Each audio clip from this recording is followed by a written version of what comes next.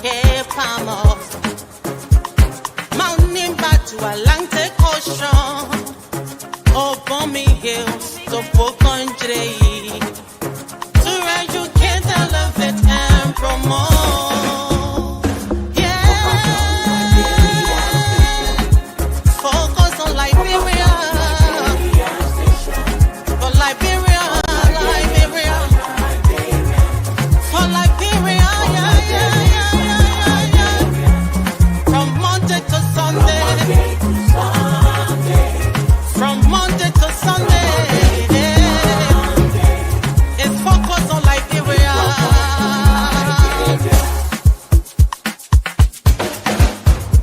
Talk about home affairs, hey, in diaspora,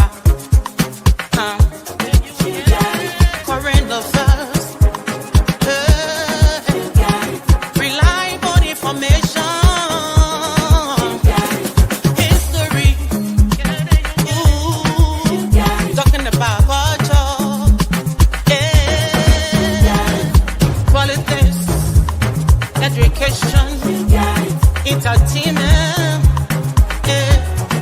yeah, business, sports, advertisement, articulation. Focus on Liberia. Focus on Liberia. Focus on Liberia. From Monday to Sunday. At Focus on Liberia, we discuss everything Liberia, from education to politics, arts and culture, entertainment, agriculture, history, religion, family, and technology. Focus on Liberia uncovers and showcases the best of Liberia and shows the world the truth about Liberia. We educate, elevate, and promote all things Liberia. We conduct interviews, panel discussions, debates, and more. Tune in to Focus on Liberia on Facebook and YouTube and be a part of the stories that make up the news. This is Focus on Liberia, and I am Dennis Ja. All right. Okay. And I'm Michael Padmo.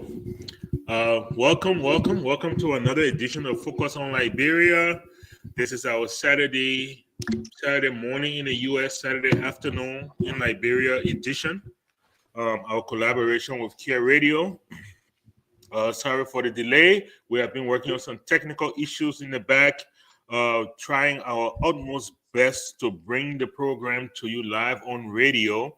Unfortunately, that effort continues, but for now, like the president usually says, one monkey can't stop the show. So we decided to go ahead and bring you the very best in the business here. So welcome.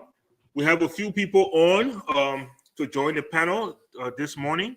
So we're going to go ahead and do introductions, and then we'll talk a little bit about what we plan to bring to you today. Mr. Ja, good morning. How are you? Good morning. I'm doing well. Glad to be here live on Focus on Liberia on Kear Radio. Thank you so much. Thank you so much. Dr. Pearson, good morning, sir. Good morning. It's a pleasure to be on the show today. I want to say hi to all Liberians and our listening and viewing audience out there. Hi to everybody on the panel. All right. Thank you so much, Dr. Pearson. Dr. Malley, how are you doing, sir? All by His grace, I'm doing pretty fine. And thanks to the facilitator for getting us on board to this morning, at least in conjunction with Care Radio. I'm sure we're going to try our best. All right. Thank you so much. Thank you so much. Now, there's a lot of twist to the show today. Today, we're going to be adding two people to the panel. They are university students from Liberia. So we are going to be including them into the discussion. We already have one on board, and the other is trying to connect or reconnect, for that matter. And hopefully we can get him on soon. But to you, Mr. Thomas, how are you this morning or afternoon? Sorry. Yeah, thank you. It's a pleasure being here. I'm doing good, by the way. Thank you so much. Thank you so much. Okay. So before I get started here, our audience, they're pretty familiar with Dr. Pearson and Dr. Malley for the most part. So Thomas, before we get started, can you tell us a little bit about yourself? All right. So I'm Truckee Radin Thomas. I hail from Sino County, Plains District number 3, and I reside in Monrovia County, respectively, in Caldwell. I am the current Secretary General and Acting President of the Mass Communication Student Association, the University of Liberia chapter, and a practicing Liberian journalist with much emphasis on politics because I read political science as my minor, specializing in international relations. Okay, sounds good. Sounds good. All right, there we go. So thank you for joining us. And when our other brother rejoins, we will definitely get him introduced and up and running. But for now, we'll continue with the show. So we're going to be discussing a couple of things here. As you guys are aware, quite recently, the president left for Lome, Togo, on a summit, a security forum summit. I believe, correct me if I'm wrong, he left on a private jet because there's no direct flight from Monrovia to Lome. Let me correct you. According to the press secretary, the plane was sent by the president of Togo to pick our president up. So he says it's not private jet. According to he said, well, if somebody say come visit me, they send you the car to come pick you up. And I'm private car. He said, so the plane was sent by Togo to pick up President. So no, please finish. I want for you to finish. I want for you to finish your thought process. So Mr. Ja, yeah. So when I want for you to come to my house and I send my private car to go pick you up. When the car reach to you, you're not private again. No, maybe they're not private car. Maybe that government car to send, like government plane. So we don't know. But what the press secretary said was the government of Togo sent the aircraft. Okay. So what she really meant was the cost was not incurred by the Liberian government. Whatever cost to transport she still practicing, we should get there.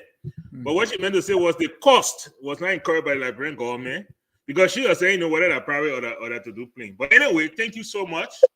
I'm hopefully one of these days we can get some of our friends from Lome, Togo to visit our show so we can talk.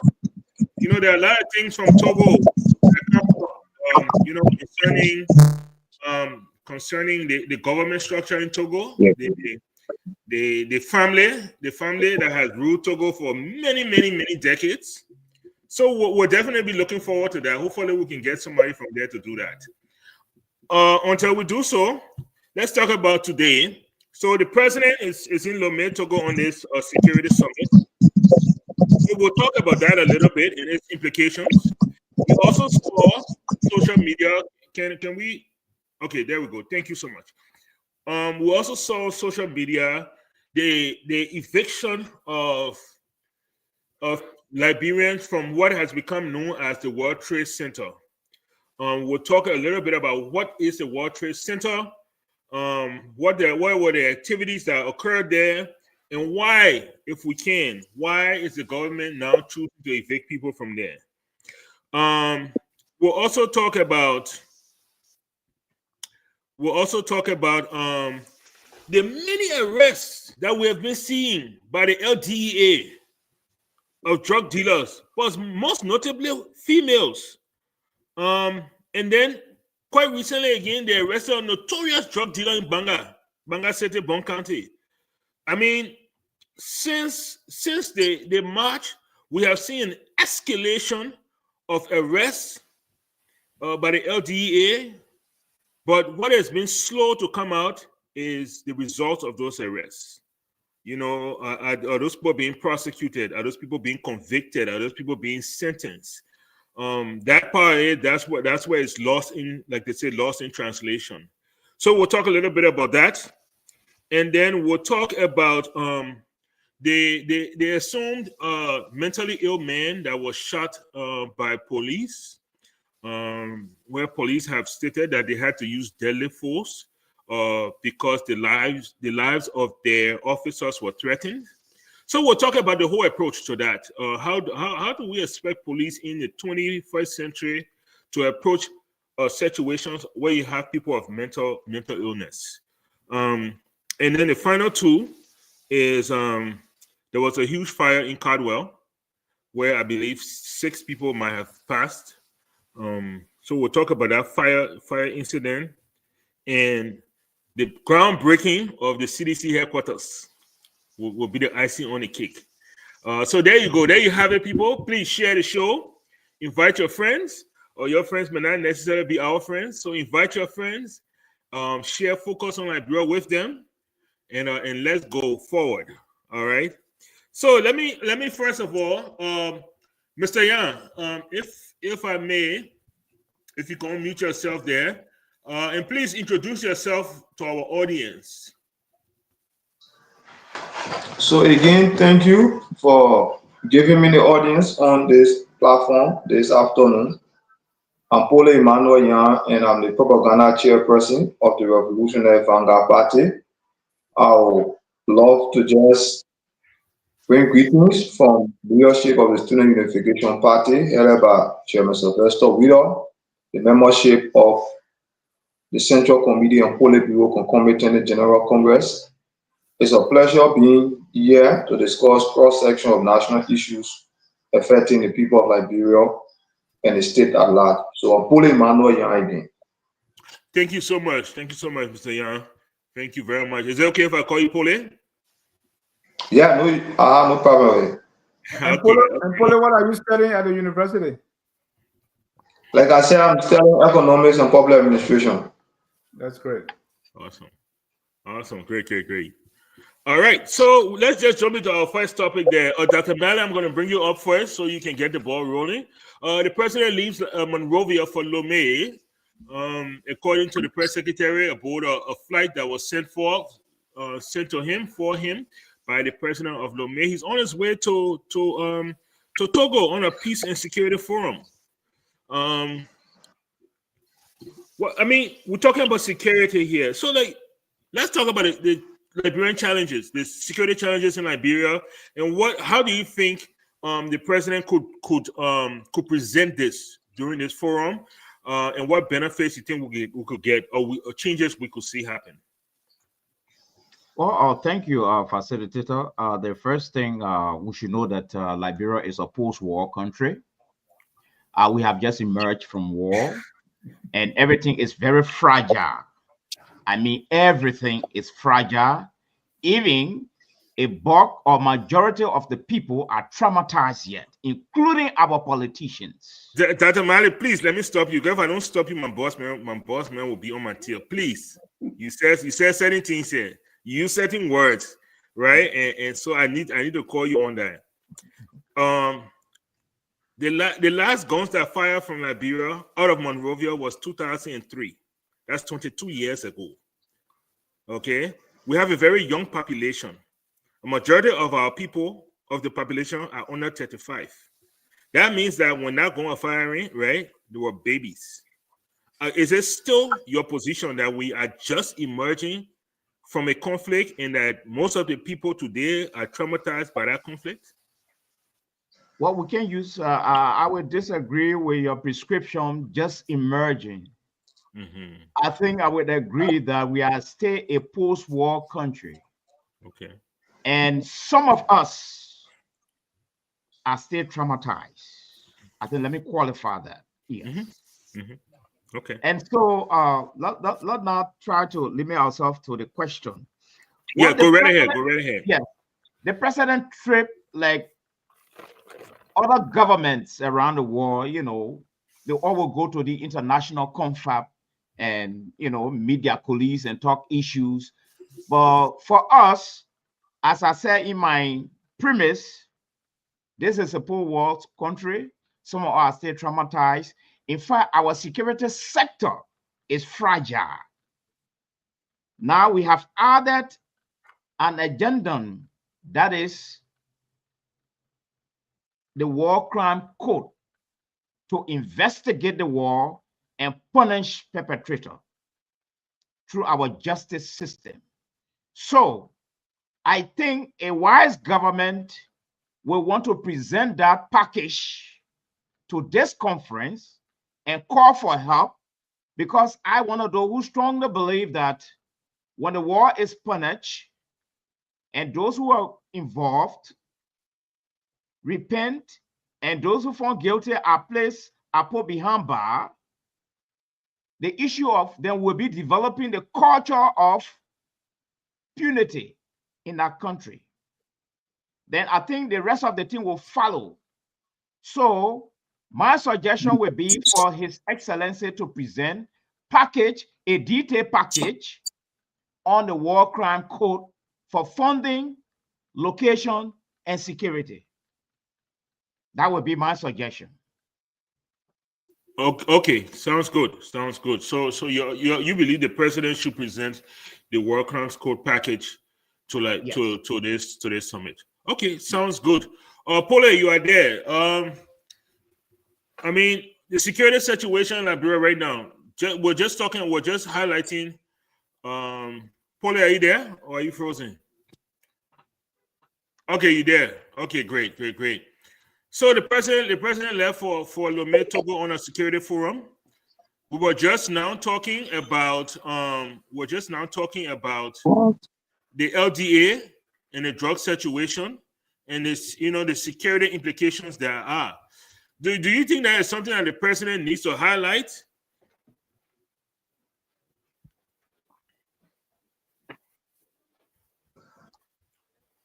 Are you there, Mr. Young?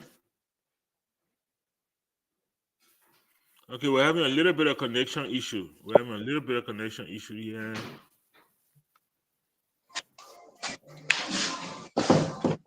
Mr. Young, are you there? Okay. All right, bear with me. I will go to somebody else and I will come back to you, okay? I will come back to you. Mr. Thomas, you can hear me okay, right? Yeah, right. Awesome. Okay, so let's talk about university. Look, you have young people that are Zokos in the streets. You have young people that are trying to go to university. There's a struggle to get the university reopened and restarted. I mean, how do you think this affects the security of the country when you have students who cannot go to school and they're idly passing around every day with nothing to do? Or is this something that President Boakai should be talking about when it comes to the security situation in Liberia? Right. Thank you for the privilege again. Looking at Liberia, like the previous kind of said, that we have a fragile state, and what I think here is that President Boakai, and looking at the way Liberia is at the moment, should be prioritizing what we call cross-border crimes and porous borders, because the society we live in and people wanting to get on the privilege to go into school and they are not opportune, it sets a high wave of security threats to our country. Because I tell you why. Today I'm a student and I should be presumptive graduate. If I have a society wherein that 99% of our colleagues are unable to get quality and full education, that's a security threat, because one person being educated and in an environment where you got less educated people, you could be a target. To some extent, you could be a target.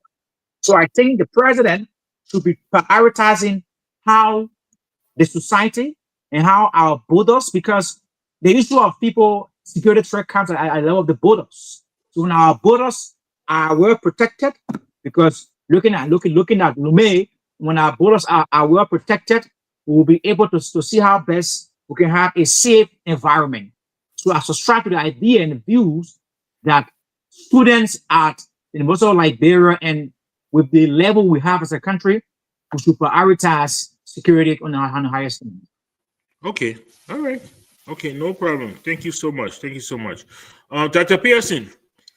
Dr. Pearson, you are there. You've heard about the regional insecurities, right? You know what happened in Burkina Faso. You know what happened in Niger. You know what happened in Mali.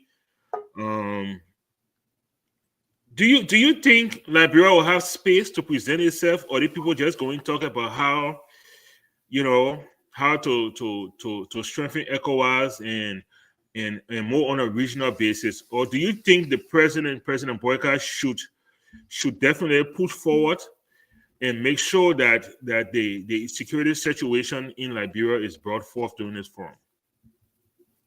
Thank you, Mr. Padmo. There are a couple of things that is important to mention. One of which is that Liberia has a legacy role when it comes to Africa and its peace and security, especially when it comes to how we participated over hundreds of years, going on to almost 150 years now, in the stability of Africa geopolitical space.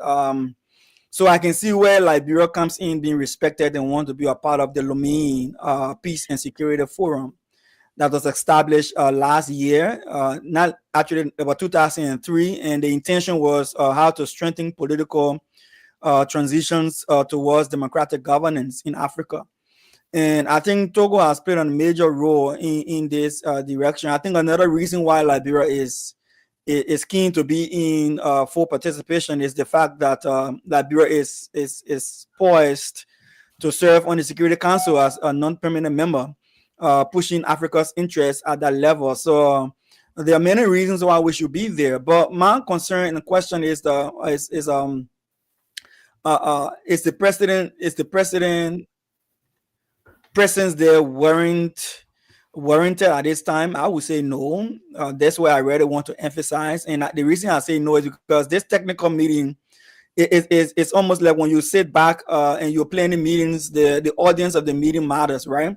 So are you looking for technocrats? Are you looking for security institutions, people with expertise in that area to go and formulate strategies and stuff that will come before world leaders, African leaders, to make decisions, maybe at African Union summit or ECOWAS summit, whatever the case, where head of states are going to gather. Because when I look at the details of this meeting, it is not presidential, so quote unquote presidential, where very high level policy decision makers are sitting there in terms of presidents and to make a determination on what is happening security wise. I think it's a planning forum. Is President Boakai's presence they're warranted at this time? I would say probably yes. The only reason I would say yes because of the projection of our presence at the United Nations and the new role we're taking on. But again, let me just stress the issue with drug and West African our porous border. We having a lot of our federal neighboring countries diverting from democratic rule to authoritarian rule under military regimes. Guinea is right by us, is an example. Mali is an example. Niger is an example. Other countries. So Burkina Faso is also an example. So I can see the reason why we want to be a part of this meeting. I would be interested in knowing what is it President Boakai is going to put on the table there. Maybe the drug issue, cross-border drug issue, which is becoming a growing problem in the West African region. In fact, it is projected by experts that West Africa is becoming a major hub right now for drug trafficking to Europe. All right, so maybe those are some of the things we have to bring forward for discussion, especially that we've been devastated by drug in our country. Dr. Pearson, let me ask you one question. Let me ask you a question here. Do you really think that these people sampling for Joseph Boakai because they wanted to hear what he got to say, or they wanted to tell him what to go tell the people when Liberia go to the UN? In other words, is Liberia at this point being invited and being sent for because African countries recognize that okay, you are on the Security Council, you have to represent all of us, so you have to be here, you have to hear our problem, and when you go over there, you have to advocate on our behalf, or are they really interested in what Liberia is going through, in solving some of Liberia's challenges, security problems? I think that's a valid question you asked there, Mr. Partner. But I would say, starting from the bottom of the question, there's nobody on the outside is going to make your security for your country stronger than yourself, right? So you're the only one that can guide your borders, whether you use your AFL or use your immigration forces. You don't want to have to give your security apparatus the logistics and the financial support, the capacity to man your borders. Nobody's going to come and do it for you. I think what happens on the top of the question will be that our invite there will be to put an icing on the cake. So this conference, people should realize this conference is a Togolese initiative. It's not a quote unquote West Africa or quote unquote African Union initiative. It's a Togolese initiative. Togo is trying to build our own profile. Togo is trying to strengthen its own diplomacy. I would have thought Liberia would be the one having this kind of program to begin with, looking at our legacy. But now we're going back to our babies, and then they're giving us the way forward. But for Togo, I would say, in closing, just to not take up much of our time, but is the icing on the cake. So Liberia is, like I said, a legacy country in Africa. So having them on Togo's platform is a boost for them. Liberia is headed towards the UN non-member Security Council seat. So obviously, sitting on that table is a boost for Togo. Do you think Togo is pitching to become the home of the U.S. military, West African military command? Well, I think that would be too we pushing the luck too far. But what I would say in short is that don't forget, Ethiopia is America's most funded African nation right now. If you're going to look it up, they're spending billions on Ethiopia. Whether they will let go Ethiopia for Togo, that's something to be seen. But I would say this much. The Liberia will say how you say yourself, the hardest should buy you, right? Yeah.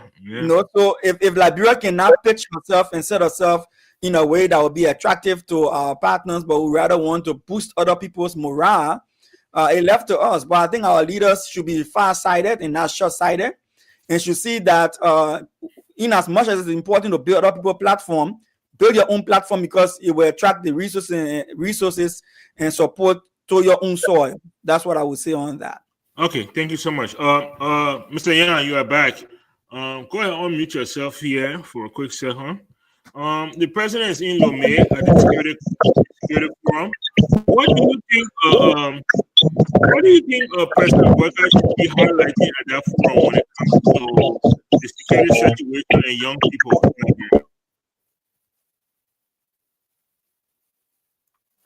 Nigeria? Before I give my view on the Lome conference, I'll firstly maybe do a comparative analysis of the national security issues in Liberia. Liberia, as many will want to refer, is a post-conflict recovery country, and we went to the elections in 2005. What have been the progress we have made in addressing our own national security priorities? What have been our shortcomings as a country? What effort have government, what concrete effort or actions have government taken? Because when we talk about national security issues, it's not only to prioritize the men and women in uniform, sophisticate our borders and make sure in making sure that there's no, illegal migrant or the smoking or illegal substance within the country. Is to make sure that we have, everything in stake, basically from reconciliation to youth empowerment and a lot more, that our society cannot be vulnerable again to any internal or external threat. So we as a country have not been able to address major national security issues. Like, for example, we still have a dominant youthful unemployment in this country. We still have people that fought the over 14-year civil war, have not still been reintegrated in our societies. Today, we consider them a disadvantaged youth in their highest number. we still have, our cross-border now really protected. So when we are going to contribute on national forum or international forum, like we now having, a non-permanent seat at the Security Council, what experience could we be putting? What recommendations could we be making based on the sources that we've had? We're still talking about War and Economic Crime Code after almost 20 to 30 years of brutal civil war in this country. We've not been able to give perpetrator their days in court and give victim justice. There are a lot of things that we have not done as a country for us to air our voice on national security platform to talk about national security. I believe, in my own view, it's a contradiction for Mr. Boakai to leave from this country, use taxpayer money, go to discuss something that even he as a president have not been able to achieve in his own country. So his going there maybe is just to give big speeches without any contribution that the Togolese people will benefit from, or even a regional bloc or the continent as a whole will benefit from in Africa. So that is just my own take as to how I see the visit to Togo. Okay, thank you very much. I'm going to go with the job, but and that's totally fine. All right, so okay, so that we're going to talk a little bit about the president. Please allow me to move to the next topic. Time is fast spent, and so I really need for us to cover everything that we're going to discuss.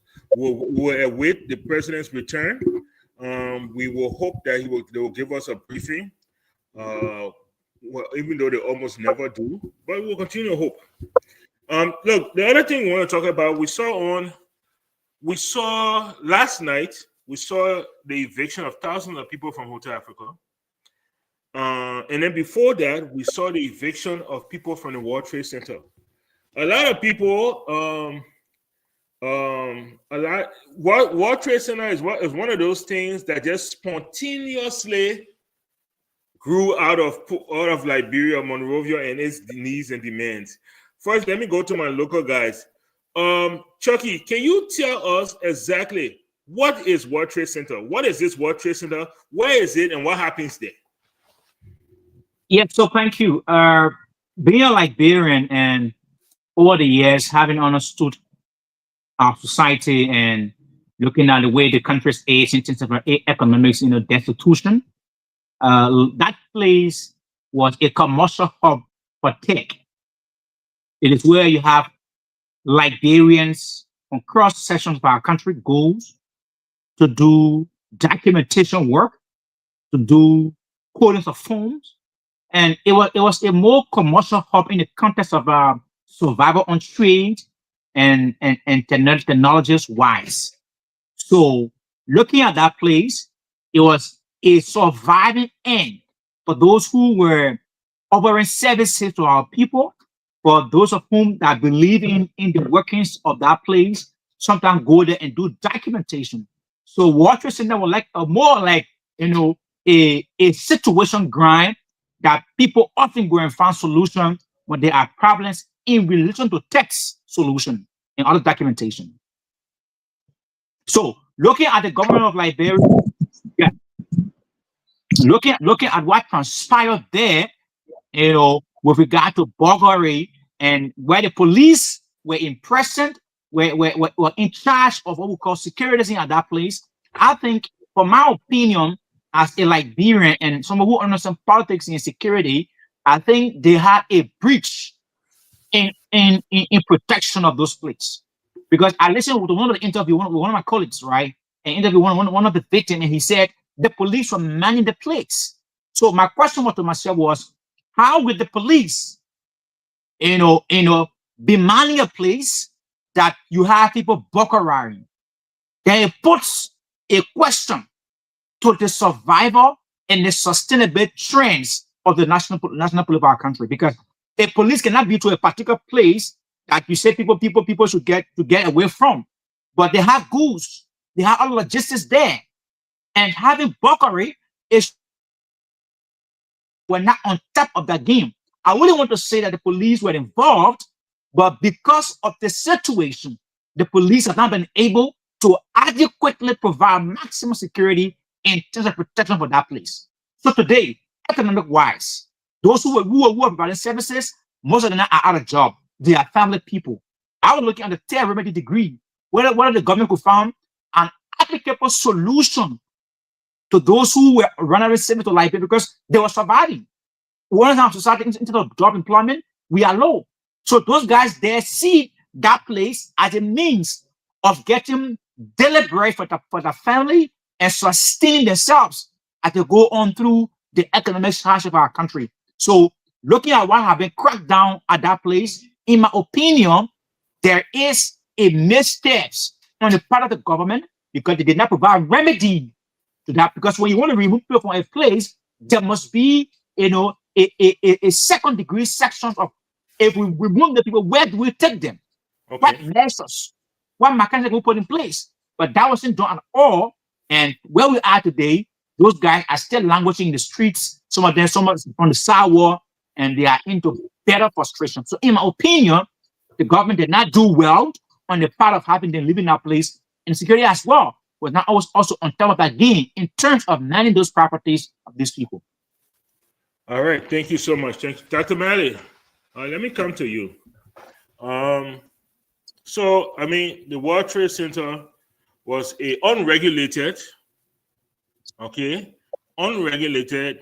electronic technical hub, if we might call it that. All right, and of course, when people get together like that, and when it's unregulated, there is the opportunity, or there's an opportunity for criminal activity to happen, and that's what we saw there sometimes. And the police went in and cracked down on it and evicted everybody out. The guilty suffer with the non-guilty. The non-guilty suffer with the guilty, if I may put it that way. What is your thought process here? Do you think what the government did was the best thing? Do you think what they did was the only remedy, or would you have suggested something else to them? Now that it has been, I'm just throwing everything at you. Sorry, Chief. Now it has been evicted. What would you recommend? Well, it is sad to say that. First of all, I don't know how they came up with that nomenclature. Classified as World Trade Center, I don't even know whether it's guided by policy or whether it's enshrined into some of our municipal laws. I don't know. But if for any reason those who constituted the population down there, if they were there illegally, then they were illegal squatters.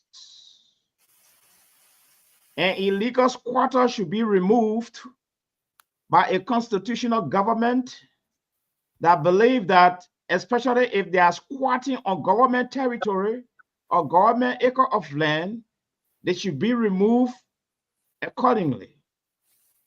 And secondly, if the issue is that these were our brothers looking for daily bread, yeah, it's a very good idea, but it should be done legitimately. It should be done with the blessing of the government.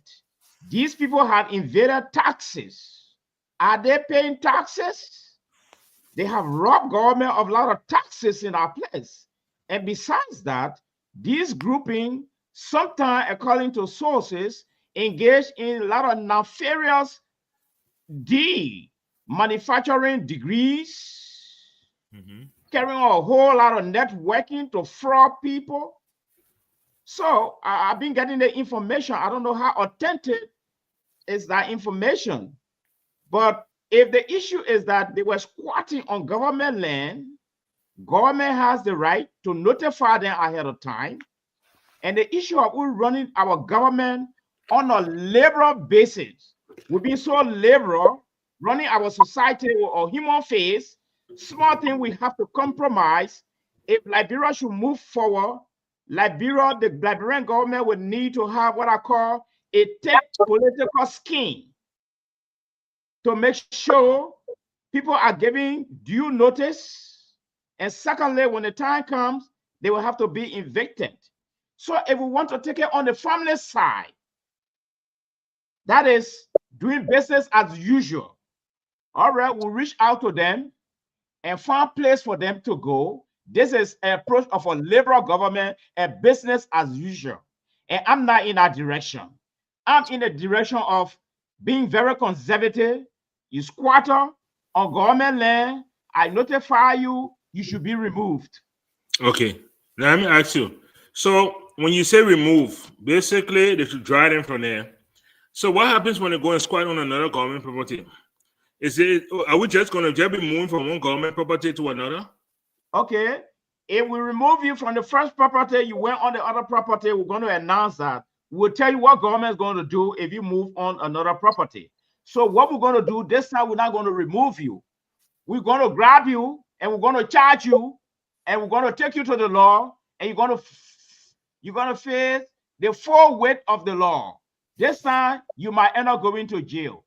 Who goes to jail for squatting? No. You said when they remove them and they move to another government entity. Who squat to another government land? Yes. That's what I'm saying. This time we are going to grab you now, and we're going to prosecute you for illegally encroaching on government property. Okay. Dr. Pearson, let me come to you for a second there. So according to Dr. Malley, right? Spending money for he identified the property as government property. I don't know who is government.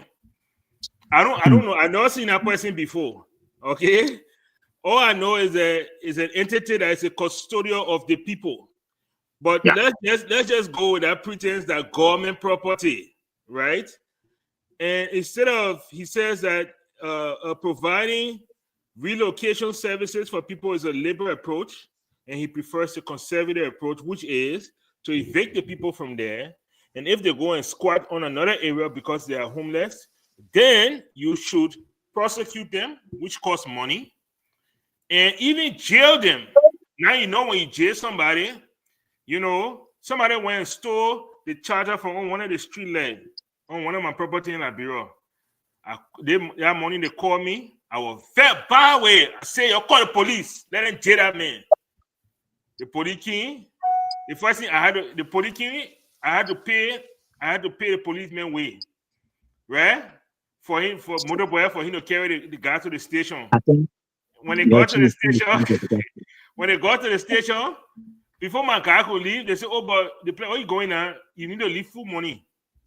So why the man incarcerated, waiting for court date, I'm supposed to be feeding him. But my charger on top of my street light is gone. I told him, I said, you know, I'm going to leave the man, let him go. You're not ready for justice. I'm not feeding anybody. So, Mr. Dr. Malley is saying that we should be feeding the people. And my question to you is, do you really think this is the way forward that we should take when it comes to our vulnerable population? You know, that's an interesting question. And a lot of what I've heard about the World Trade Center, there's a lot of misinformation. I'm not sure why people have those level of misinformation. Let me mention a couple of the misinformation. The World Trade Center, those of us who live in Liberia and know what the World Trade Center is, it was first located adjacent the GAC, the General Auditing Commission. All right, that way it was before. And then when that property needed to be renovated and they had use for it, those guys went and sought out a new location where they were currently. And they are not there squatting. They are paying rent. They're paying for being in that spot. Each person pay according to where his table sits. So they're not squatters. So whoever the property owner is, whether government or private, they're getting money for their presence there. Secondly, they're not unregulated. Everybody in the World Trade Center have a registered business, and they have the document to prove that they are a registered business and they pay their taxes. So again, that's another misinformation. Another misinformation on her is illegal activity. Listen. Yeah, the printing and the printing of false documents. Like some people will tell you, say it is. I've not been to World Trade Center, but this is the reputation that World Trade Center has come under in Liberia. Is that if you want degree, You want certificate, you want birth certificate, you want marriage certificate, you want death certificate. Just go to World Trade Center. They will create it for you in no time. So please speak to that. So yeah, again, it goes back to what I say, misinformation. So no one disputes that there are crimes in society, but the evidence of crime is the prosecution. Do we have any reports of prosecution of people who have falsified documents and were charged to court and were convicted, and there are documents to prove that's happening? Zero. Now, Liberia is a society where people use strong man mentality. Once you give people power, they muscle the poor to demonstrate that they're in power. The other day I was in Liberia. I went to register my vehicle because I was there. I tried to register my vehicle. I put in my vehicle. I was there for 3 weeks, 3 to 4 weeks. My paper had not reached me. I couldn't go anywhere. So I said, you know what happened? Since I have the receipt for my registration, my car, let me get on the street. When they ask me, I'll show my receipt. One guy got up and put me to the side in the Duboro area. One police guy joined from my car. My son stopped and he said, my man, you park the car, kept putting on tow truck. I said, well, why you want to put my car on tow truck? I paid for my registration for almost a week now. I've not gotten my papers. In fact, yeah, I had the receipts to show. He said, you speaking my language. The other guy came and said, oh, the man arguing with you, the man car will be told whether you like it or not. You will see who get power here. So it's not about power. It's about how you dispense, how you exercise governance in an appropriate way. So we need evidence-based governance structure. When you want, somebody mentioned here, oh, it's a good thing you own government property, collect and throw them away. Who destituted these people? It's the very same politicians who are rich and millionaires today. Some of them never had a fitting car to ride until they became president. Now they're riding $1.2 million vehicle. What are we talking about here? These are people whose lives were disrupted over 14 years of senseless civil crisis, devastated the young people. I heard someone say the war has been over 20 years now. If somebody was 12 years like myself or 14 years like myself, 20 years, the person at 30, they're way behind.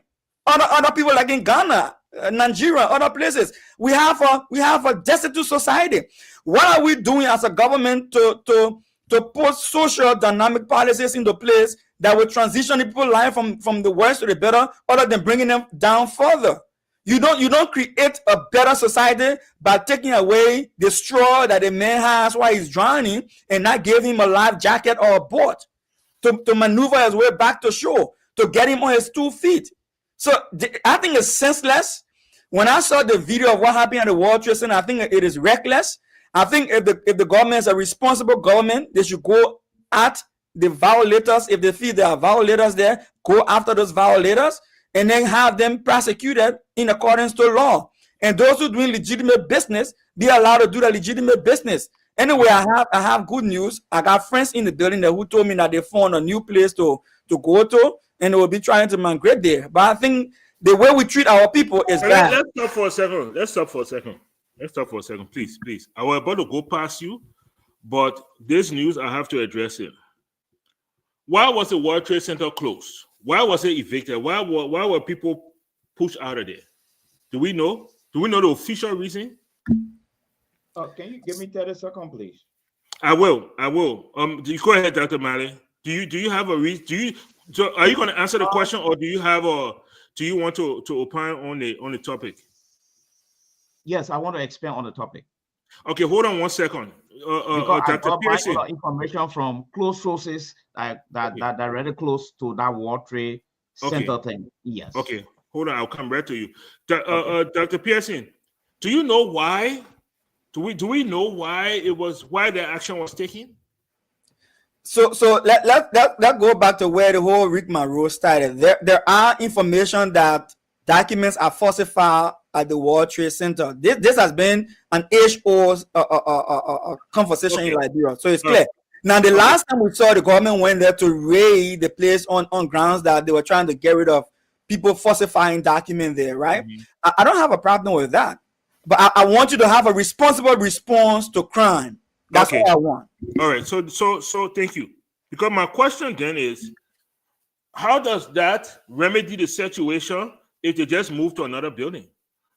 I mean, won't the police just come to that building and evict them out of that building as well? let me just close by saying this on this, right? So in the US here, we had a situation where we're now setting up what they call Bitcoins ATM machines across the US. We got thousands of that right now. Now there are scammers who will call you up and you pick up your phone and tell you, say, oh, your bank account is in danger. So we got to get rid of your money from the bank account before they steal it. But what you do is that the best place to put it is in Bitcoin. So go to the ATM machine and convert your cash to Bitcoin. That's a big scam in the US right now. With the US government going to close all the Bitcoin machines down in the country, it's not going to work. But billions of dollars have been lost in this scam. But what they will do is that they will go and put mechanism into place that will reduce the crime and deter the criminal from getting the aim accomplished, right? Which is the crypto, the crypto stuff. So I do not have problem with the government trying to crack down on crime. What I do have problem with is this collective punishment approach to throw the baby out in the bath water kind of approach, burn the house down because there's mosquito in the kind of approach. I think it's wrong. Okay, all right, Dr. Malley, what are you hearing, sir? Yeah, and then I'll come to you, Thomas. Yeah, what I'm hearing on this platform is like, I want to be mindful not to legitimize misinformation. That's the first correction. Okay. And what I mean by this, if my dear panelist is telling us that this is a legitimate registered business with the Republic of Liberia paying taxes, then they have all right to take government to the judicial system. That's the first correction I want to make here. Two, government always focus on removing squatters on government property. That is a clear cut in Liberia. Government don't just go moving people around. Okay? And thirdly, there are people listening to the conversation. We need sources that tell us that these people are taxpayers. We need sources that tell us that these people are not squatters. You see? Okay. So if the panel is saying that people are moved to a new location, circumventing the legal process, saying they are duly registered business people in our country, quote unquote, and paying their taxes, they have all right to go to court. Why have they circumvented this whole process if they are illegal people doing something legal on our, in our territory? Why? That's okay. Okay. For a second there, I thought you had said that you had sources that were telling you something else. Yes. So what are the sources telling you? Sources, in fact, I have friends that are also doing business in our trade center, and they even call me to ask them, call me to help them, continue. Are they registered? I come in now, and I asked my friend, I said, are you people a squatter in this place here on government land? He said, yes. I said, are you people paying taxes to government? He said, no. All right. He said, but we've been there a long time now. We are comfortable with this thing, and they decide to move us. So I agree with one of the panelists, the way they're moving them, that is the issue. Okay. So this is why he told me and I even supposed to contribute to his next phase. Okay. All right. So what is that next phase? Jawad moved to another location. Jawad, Dr. Pearson said. So my question now is, if these people were to play legitimately, and you agree with me, Mr. Pamo, that they have all right to take government to court. Yeah, but I mean, everybody doesn't decide that. Some people. No. People What I'm decide. saying. I'm occupying this space. Yes. Government is aware of being occupying this space. I register lawfully. I am a taxpayer. Yeah. And moving me, you must first of all go through the judicial process by evicting me in the first place. Yeah. Okay? I should have my day in court to challenge government. On what basis are they moving me? Because I'm a legitimate registered taxpayer entity. This is where I'm coming from. Yeah. But anyway, but you agree that everybody don't carry government to court. Some people believe it's a waste of their time. They prefer to just take their thing and move to somewhere and be in peace. So just because people are not talented in the government in the legal process. I agree with my source that they are squatters. They not register They're not paying taxes. But your source is only one man. Your source. Okay, but it's happening everywhere in Liberia. Even the issue of the illegal documentation. We shouldn't be in denial. It's an open secret in our country. But okay, this is what we cannot do. What we cannot do, Dr. Mali, is paint everybody with a broad brush, because the people that you know have chosen to enter into illegal business, making illegal documents. You can't say everybody in the World Trade Center is making illegal documents. I think when I spoke about this, I spoke about the spontaneity of this. Every government ministry you go to, every large, what should I say? Every large business or bank or wherever you go to in Liberia, next to it, you have one of these enclaves. A group of guys with photocopying machine and a laptop will set up shop. Maybe by the fence, like you go to foreign ministry, right up on the hill there, they got a group of guys there. They photocopy documents. They got their laptops. They got their cameras. They'll do your passport size picture for you. This is just spontaneous. People just see a need for something and they enter it. It doesn't mean that everybody over there doing illegal. Now, am I saying that nobody at World Trade Center were entering illegal things? I would be so naive to think something like that. But how should government handle this? How should government, do you just brush everybody away? Do you go in and try to regulate it?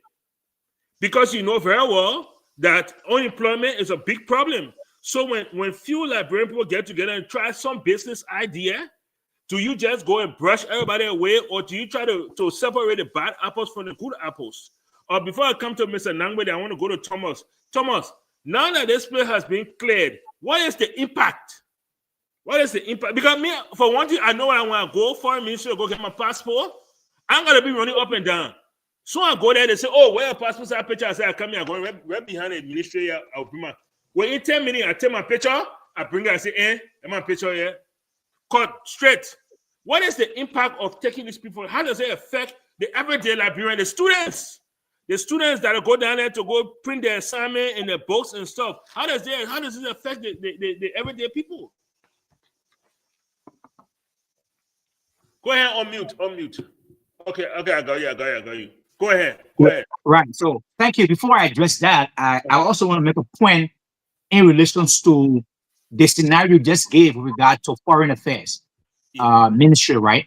So in Liberia, like you said rightly, every day we found an alternative or survival. So in that light, because we found an alternative of survival, the people who do business at Water Center, majority of them might not be, legal, right? But within in the government sectors, there are people that give you references. Say, go out, what I get my man there. Go as I said, get my man there. Even me, when I was doing my passport, right? There's a colleague of mine in foreign ministry, and he sent me outside. He said, I'm sending a link to the man. Go and fill your document, answer to the man, and get him the money. You understand? So we have not built a system that is watched over and that doesn't have an infiltration. What do I mean? Everybody in government sector have an extension of business that they do in line with documentation. So now, how is it affecting the everyday lives? It is obviously because, you know why? The government has not put mechanisms into place. There is no national hub in this country that is controlled by government. Government doesn't have a database in relation to how people go and solving problems or tech problems. So those who have learned tech seize the means of survival and they provide second-hand assistance. So, like you said, now like you are now that place have become a breakdown system for most people. Most people rely on those places to do fast-hand documentation. Sometimes they do falsify documents, but sometimes their work are authentic. Sometimes the work they do, they are authentic work to do because they are very people in the system that provide to them information on what they need to do. So I don't hold to the view that majority of them were illegal. I hold a view that they are people even in government cycle that do get the work to do in that very place. So they have some link, some proximity with government sectors. So at this point in time, the crackdown in that place have a trickle-down effect on those who are the beneficiary first and those who are the recipient of the work to do. Let me ask you a question, Mr. Thomas. Let me ask you a question. Yeah. Where exactly is the World Trade Center? Explain it to me. Let me see if I can picture it in my head. So down Keller Street. Down Keller Street towards down Keller Street, going towards water, sir? No, going towards the seaside. Okay. Going towards the seaside. Going towards the beach. Yeah. Going towards the beach. You know, so right after Benson, Benson and Glen intersection. Yeah. When you cross that path, on your left side is where you used to have the building where the guys want to do transaction. So, like I said, even in government sector, there are people in government sectors that have a link and proximity of the guys at World Trade Center. So some of the work they do, they are legitimate work. So right in that area there, you get central bank. So right in that area, you get finance ministry. So and I just two are naming, but I'm sure there are more than two. Oh yes, education ministry in the same area as well, the same facility. So now you finish crippling everything now. Yeah. Because the government does not have a controlling system. Those who work in government still want to have a third party or survivor, even though they're in government. Yeah.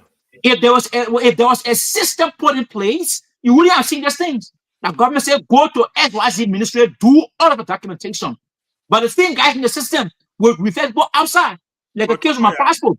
Someone at the hustle now. I mean, if I work for government, I can do paperwork. You and my late brother to the horse. He's not doing anything. And you close. I will go buy laptop and let copy machine. I said, my man, go to World Trade Center, find let's pass it, and I'll send my customer there to you.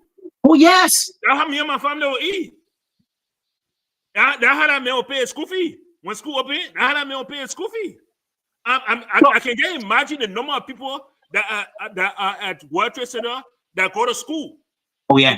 That had to pay their school fees. So right. So instead of being Soko, instead of being selling drugs, early in the morning, they pack on the boat set up and they're down there whole day hustling. And now they have all just been disbanded. So what I think the government can do, the government, because they have a social contract with the people. The government says they will provide jobs for the people. Yes. Now, taking jobs from them in this point in time, in my opinion, that the government have not played their social corporate responsibility role in line with the votes that were given to them. Because the reason why we vote for a change. And now, the people now, they have a psychological trauma that this government we voted for, even though they might not vote 100%, some of them, but the vast majority voted this government for a change. And having a crackdown on a system, taking away the breath from their mouth, it puts trauma that they regrets what they. So it also have a political impact on the government as well. Because there's no remedy towards the problem. Okay, thank you very much. Let me bring Mr. Nangme in. Mr. Nangme, you older, I would say you older than me. Because the market system in Liberia, when the market system started, it started almost like how World Trade Center started, right? So market women will just get together with their friends and they will just get some zinc, build some zinc shack, certain area, and that's where they will be at. Or government, they didn't kind of drive them away. What government did was say, no, you know what? We'll build a structure and we'll put you in the structure. And we'll create a market association where you'll pay small thing to organize yourself so that we can be able to communicate. Government did not seek to do this with these people. Instead, they just disbanded them. Now, think about it for a second. One of Joseph Boakai's first initiative, right, was to teach 10,000 Liberians computer literacy. Now, these 10,000 Liberians now are trying to put it into play, and they are being driven. What do you tell these young people? What do you tell these young people, Mr. Nangme? Well, I look. This is how innovation happens. Usually,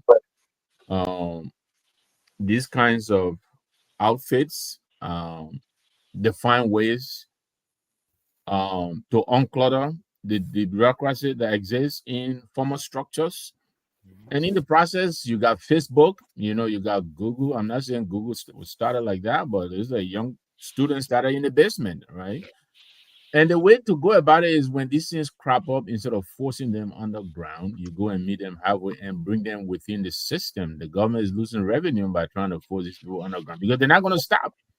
They're not going to stop. I mean, yeah, they will find ways. I have benefited. I go to Monrovia. I want to print something out of my email. I don't know an office to go to. You need a pass to go to some of these offices. You got to have an appointment and all of that. You go on the sidewalk and you get a $2 or $2. You log on to the computer and print out your email.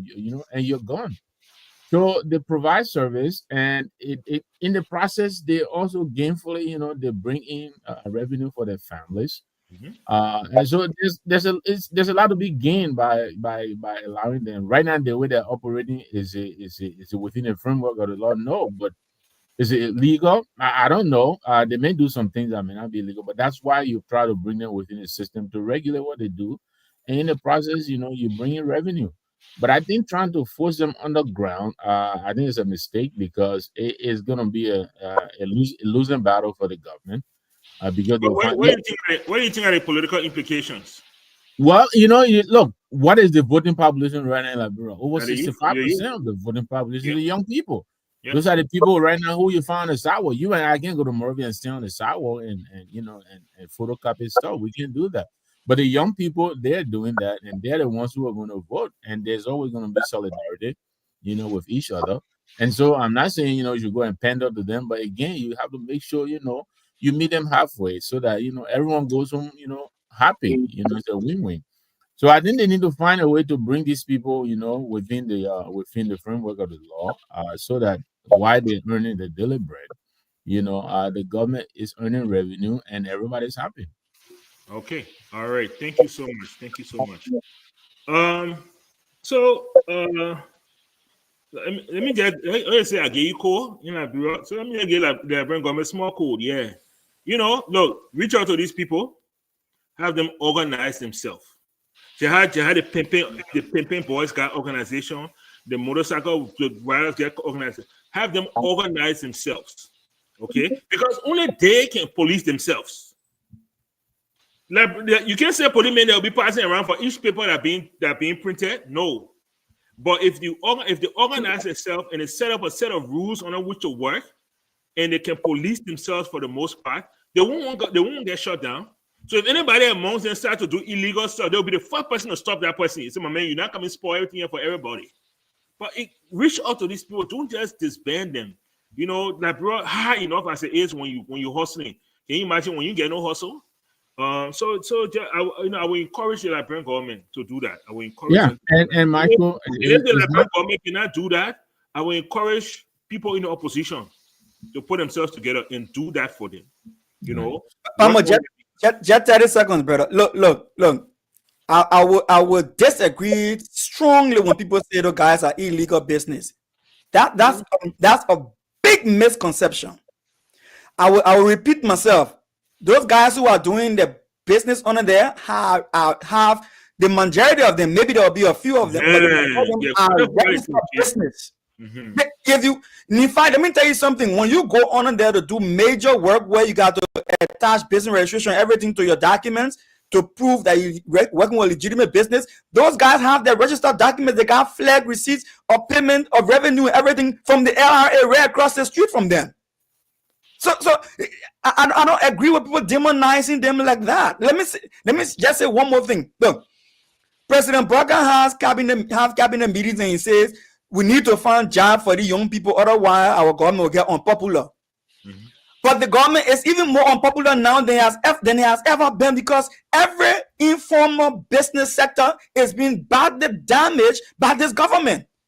And don't forget, when you look at our census report, the highest place of employment is vulnerable employment. Mm-hmm. Vulnerable employment. Just 2-3% people got, good fitting jobs. The rest of them as the informal sector. And we cannot keep taking opportunities from our young people and our mothers and our sisters and think that development come with pain. That's a faulty Forte theory that development must come upon. A government is responsible to improve the life and the livelihood of its people and create the opportunity and environment for that to happen. Like Namwe said, if you see innovation, buttress it. Buttress innovation. Don't cripple innovation. President Boakai trained 10,000 people in IT. Where is the IT structure that he put up to replace World Trade Center? A modern building. To say, okay, now all of you guys go down and do it from here.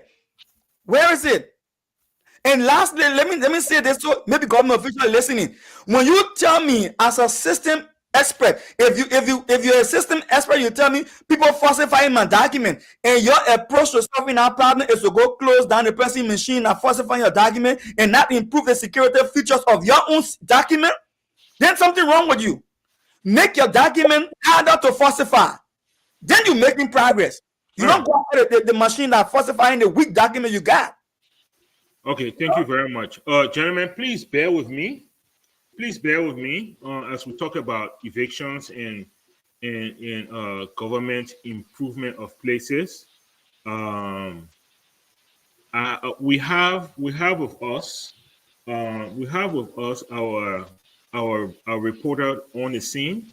Most of you were I don't know if you guys saw the Facebook video of people from Hotel Africa, the Hotel Africa grounds that were being evicted. And so what we did was we sent our reporter over there today to see if we could speak to some of the residents. He has been on the ground for an hour while we've been discussing. We just don't want to keep our our other guests, if I may call them that, or waiting. So let's go over to Sa. If you guys will just hang with me for a little bit, please. Even if it's 15 minutes, let's hear from Sa, and then we'll come back. We still have three more topics to cover, and I'm sure we can do both. So Sa, are you there?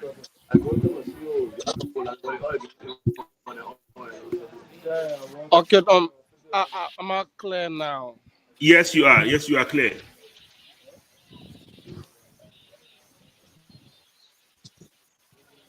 Okay, so we are currently in the Hotel Africa community, where the Hotel Africa is located.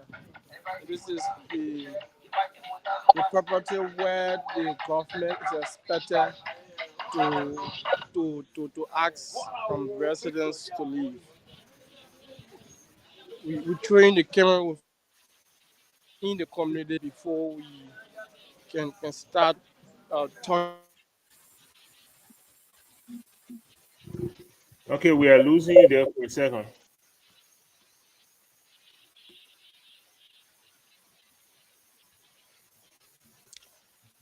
Sir, we are losing you for a second there. Okay, all right. That is the heartbreak of Liberia that we go through when we try to bring people live from on scene. But we'll continue to work with him on that. So we'll let's move to our next topic, and then once he comes on, when he studies himself, then we'll work on that. So speaking about community crime, there was a major drug bust in Gbarnga, County City, and I think you guys saw the drugs that were pulled out from over there. And then quite recently, we've seen numerous arrests of people concerning drugs.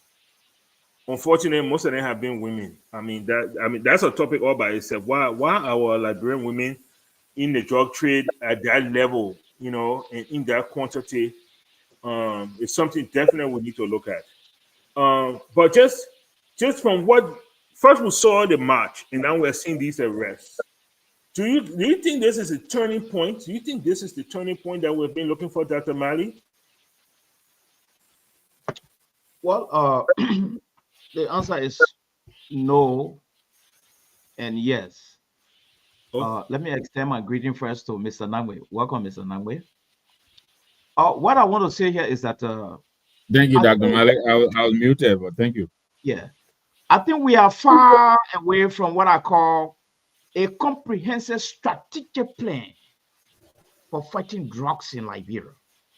Not only in Liberia. One, I strongly believe that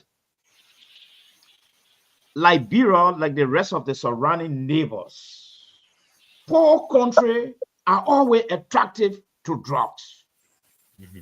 Poor country with poor population.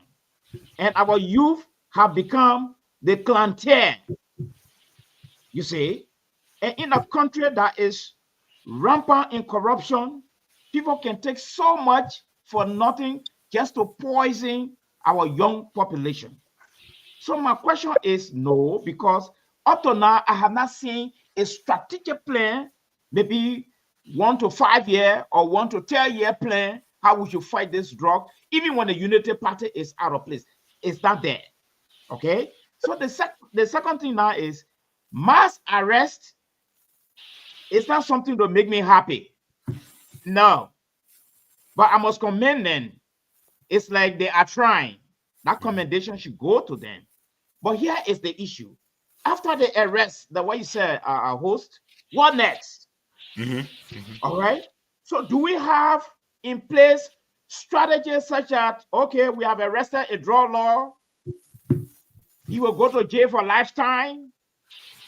We have tested this government minister and we found that drugs is in his system and he banned from running. He banned from taking political power or working in a government for the next 10 to 15 years.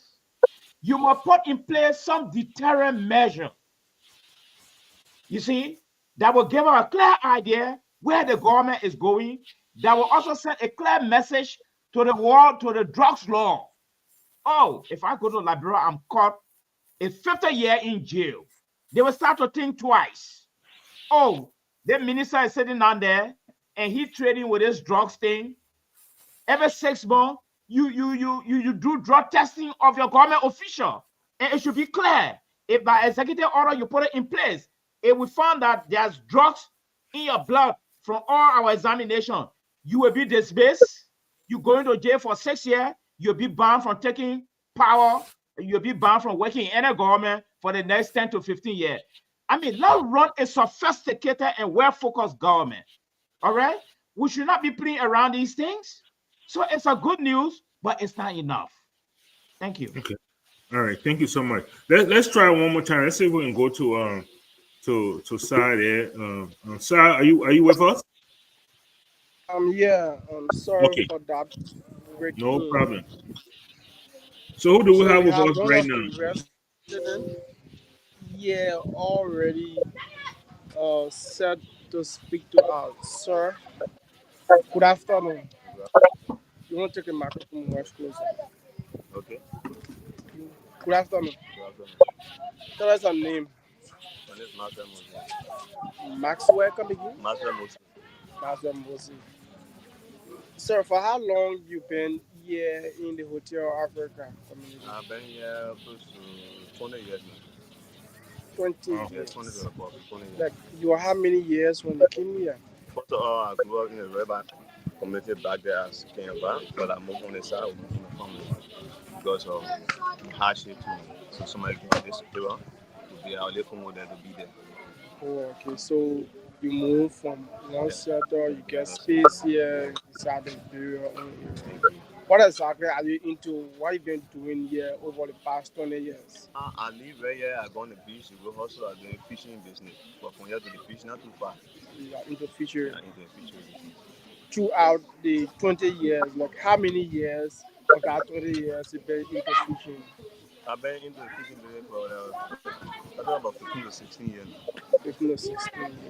Now, the government, through the Public Works Ministry, asked that you people should leave this facility because they are about to renovate the famous Hotel Africa. But just before we can go to that, tell us a little bit of what you know about Hotel Africa.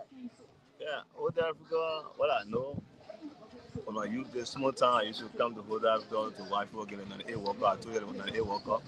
I watch football games at Hotel Africa. Yeah, I got one of my colleagues, what a friend right there. Father was working there.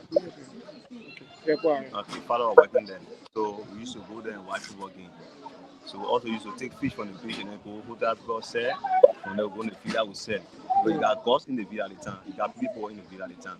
So we used to go there and go sell to them and go back home. At that time, life was so enjoyable. Not too much, but I think okay. It was okay. Now the government is about to take this harsh decision on you people, asking you people to remove from this facility. What can you say about that? And how would this affect your entire life? For now, it affected me greatly because since I got the information to also say very hard for me, because I got 3 kids for my wife and father in the house there. So I had it going anywhere. And now to even get place to rent is very hard, very difficult for us. We live there, everything, we do at least we not you get able to sleep, you not get food for a day, at least it's okay. We put the government there, but then when the government trying to take it off, we have no compensation. We take out the place. If I believe you see LDC, oh yeah, we're not taking out the place, but saying the place will have people go to them. The CSC take the initiative to clean the place and work there. So bring it for time. You go in the villa, you see people brushing, you see people preaching the prison. Looking for the icons for a cross. They were looting the feeder, taking things from the feeder. But the citizen from here too, they went there, started to face the play, everybody looking for sleeping area now. So the little area there, people have to sleep there, make their life okay. But coming all year, see what happened in the school there. So people came and then maybe voted for them. At the down middle of the town, they tell us we should leave, we're not taking care of the place. And look very well we were here, they came to us. They came to us, What the government say to them? Yeah, they came to us. We give them our vote. We give them our vote. Then that means the time they tell us we should leave and we're not taking care of the place. But we're not getting no means of compensating anybody. And we've been taking care of the land for so many times. Apart from that, people live here for a longer time. Wow. Yeah, go ahead, Chief. Yeah, that people live here for a longer time. So like I live in Bombalo, I got nowhere to go and so I appealing to the government to see reason either to relocate or to find compensation for everyone or other here. But my child going to school with me. As you can see my son. Wow. Yeah, so what kinds of recommendation do you want to give the government? What I'm looking at here, because the gas is really very hard. Either the government can relocate or find means of conversation, at least we can do certain things to make life go. Let's talk about yesterday meeting with the Public Work Ministry. What was in that meeting and what did you guys sum up to? Yeah, we went to the conference house, we met the minister. Yeah, we met the minister. The minister is saying that he not get no conversation with anybody. So if we know what we know, we got horses, we should start taking our planks from them and start finding ways to go. From now to the 30th of November, everybody must leave the particular place. Go to Africa, Conference Center, everybody should leave the particular place. There's no conversation for anybody. What he said. From now to the 30th, do you have that ability to live in this place? I mean, I not get that ability to live on this place right now. Because it's not easy. Why will get money from to go rent? So if you get 400 to 500 a day, then why will go rent there? Wow. Why I get full children right now? When I go to someone play to go over, the first people will ask you, how many children you get? You go who you? Go learn who you know. How many children you get? So I'm looking for a single parent, one person. Then I get 4 person with me. They will ask you, how many person you get? As soon as you say 4, you say no, I will not accept you. So what going on? So asking government so for see reason, we want to put them to power. Not against no development. To see reason to come out to our aid. To rescue us. They came to rescue us. They shouldn't let our citizens to fall. Because when a year take off, we get nowhere to go. Not I alone, plenty here. To get food a day, to eat a food 200 to 300 is very difficult for us. So we're appealing to the government to see reason, to do something for us. Because we put them there. We only rain the sun. They came to us. The way they come to us, we ourselves going to them. To tell them, they come to us yesterday, today our own time. You see reason. You're begging us yesterday, our own time to beg you. Left that interest. You came to us, we accept you. Our time to go to you. As we're going to them, they should accept us. That we are suffering too, and we are citizens. We got a right to live. We got our children to go to school. So you see reason to relocate us or to compensate us. Tell us your name finally. My name is Master Mose. Thank you for talking to us. Thank you. So we Thank you, move Martha. next. Mhm. Another individual want to speak to us. Okay. Seeing with him with his son here. We have your own son here with him. Where's How are you? beginning? Where's Someone Sune? said the beginning is very handsome. Tell us a name and My name is Ayo Brown. I'm one of the Speak up a little bit, Chief, please. come again. The Just sound speak is up a very. little bit. Okay, you have to speak a all little right. bit louder. My name is Ayo Brown, and then I'm one of the citizens of this community and a citizen of the country also. Okay, for how How long? long you been living in Hotel Africa here? Okay, I live here for almost 37 years plus. Wow. Yeah. Doing Wow. what? Um, 37 years. What were you into or what have you been into? Okay, I've been I've been a citizen of this country and also the community doing my live, steady and hustle. That's just a struggle. Because if you saying hustle, that meaning we are hustling. Sure. But struggle is something and you work hard for to earn your living. And that is what I've been doing with my family and my community people also as well. So just before we go to what happened yesterday between the community and the Ministry of Public Work, you want to tell us a bit of what you know about this Hotel Africa? Okay. Thank you, my brother. It's like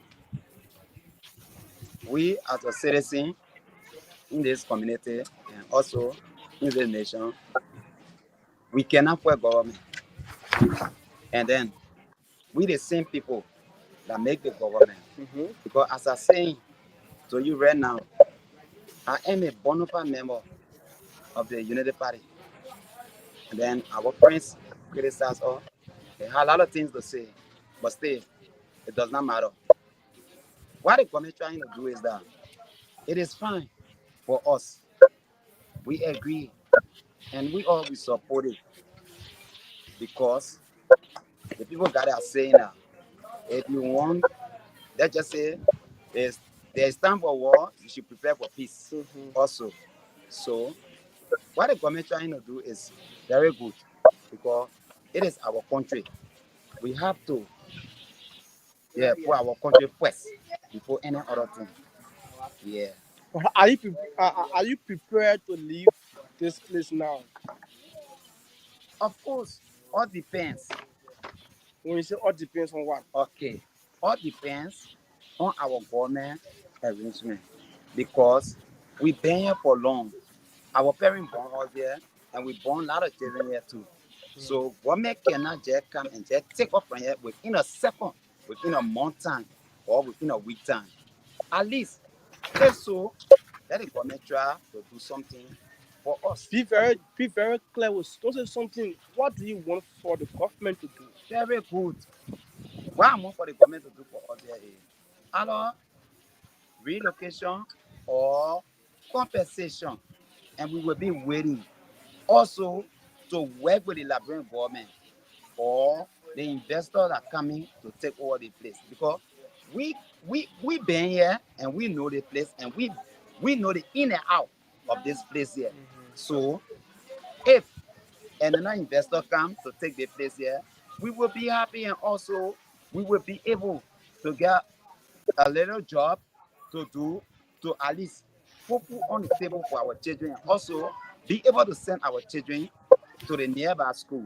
Because you see, one thing I will tell you, my brother, this place here is not just a place that government will just come and say, my man, you're moving from here.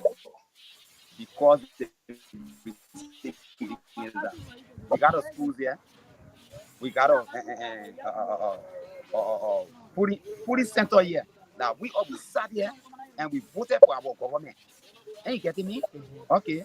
We sat here and we voted for our government and we made sure our dream came to pass and our government won. And we're so happy for that. And we're so happy for the development are coming. But at least let the government be able to look at our own side and say, oh, gentlemen, my man, at least, you all thank you. But, yeah, that'll be realistic. You see, I got a news that people saying that people that live here, they don't want to look at the place here. They did a lot of things, but it is not so because the reason being is that the place here was looted because some people came here, like me. The place here, it was like they were telling people it was Carrington. It was someone move here, but because we found ourselves here, so all the blame, they job to shave it on us. So to summarize, you want the government to provide some cash or a relocation area for you people. As for me, I cannot for government. I'm always saying this, I cannot for government. If they provide cash for us, at least to find place, well, we will be happy. If government come and How much it cost right now? we have a relocation area for you, we will still be happy. We cannot for government. Just hold on. The panelists How much it cost right now to move and find new place to rent? What's the average amount? They are concerned about what could be an estimated cost for you to find another place to move. Like what would be your renting for a year? Okay, my brother, I will tell you this: we are not in a government pocket. We cannot tell them say, oh, you give us $500 or $1,000 United States dollar because for now our country will use two currency. Okay, so we cannot tell the government, say we cannot demand them to tell them that you should give all the students so amount. But at least let government help us. Mr. Pamo, can you ask them whether they are squatters? The land that you're living on, do you own the land? Now, this is the question. Do you own the land you are living on currently? No. Okay. It is a government land. Government land. Okay. There's no land deed. No land deed, nothing. But at least we came together and make a community. Make one community. Yes, and we together. Yes. Are they also paying taxes? My name is Ayo Brown. You're going to pay taxes before you own the land. Let's join the email. Let's get a clarification. Lady, lady is here, very Oma. I don't know how to call Oma or what. No, don't say Oma, you don't care. Yeah, Oma. All right, big sister. How are you? All right, tell us. I'm all right. You're not all right, but you're all right. But at least you're breathing, you know. Once life is there, then there's a hope. Yeah. Tell us your name. My name is Mercy Harris. Mercy Harris. Yeah. For how long you been in Hotel Africa here? Oh. I've been in Hotel Africa since 1991 June. By the time I come here. From 91 to present. I'm not really a math student, but that's a long years. Very long period of time. 2 years. But just before, you want to tell us when you came here in the 90s, how was Hotel Africa? Hotel Africa, they play that we standing all here. No one was here. So push. The whole community, no one was here. Only they play one man was small working, so I play. You see one big thing over there. When the only Tory, yeah, you can. Sorry that where with our promo. Oh, okay, but before how the hotel was looking now? The hotel was fun. It was lovely. Yeah. Things were happening. Small money were coming. Yeah. Oh, yeah. So looking at now, the government want to bring that life back. How you see it? No, it's all right. But to me, it's all right that our country is good. Development matters. So all our children, so they must be there. Again. So, when we not die, we coming here. For now, for that development to come, you now being affected by inflation. The government asking that for over a long period of time you live here, they're asking that you leave. You know, should that go? What can you say to the government? Oh, appealing to the government. I can't for a government. I can't for a government. Appealing to government. Their government get all the time that they get all to be the town shop. Their government do something for all, face some play or give us small thing. So the owe us in there, we carry it there, we put it down. But people say the government say 1 month for not November 30. Is it short? It's short. You get plenty children with you? Yeah, I get plenty of children with me here. Hey, where they coming go? I can't hear before I call my children. You are young girl. How small for your phone out there? My son, be that thing. So for now, if the government want to give compensation, what can you ask? What can they give to you? Maybe they want to give money. How much are they going to give to you?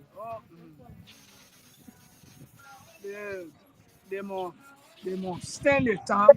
They give me money. They should extend the time for her to remove and then find place for you. Yeah.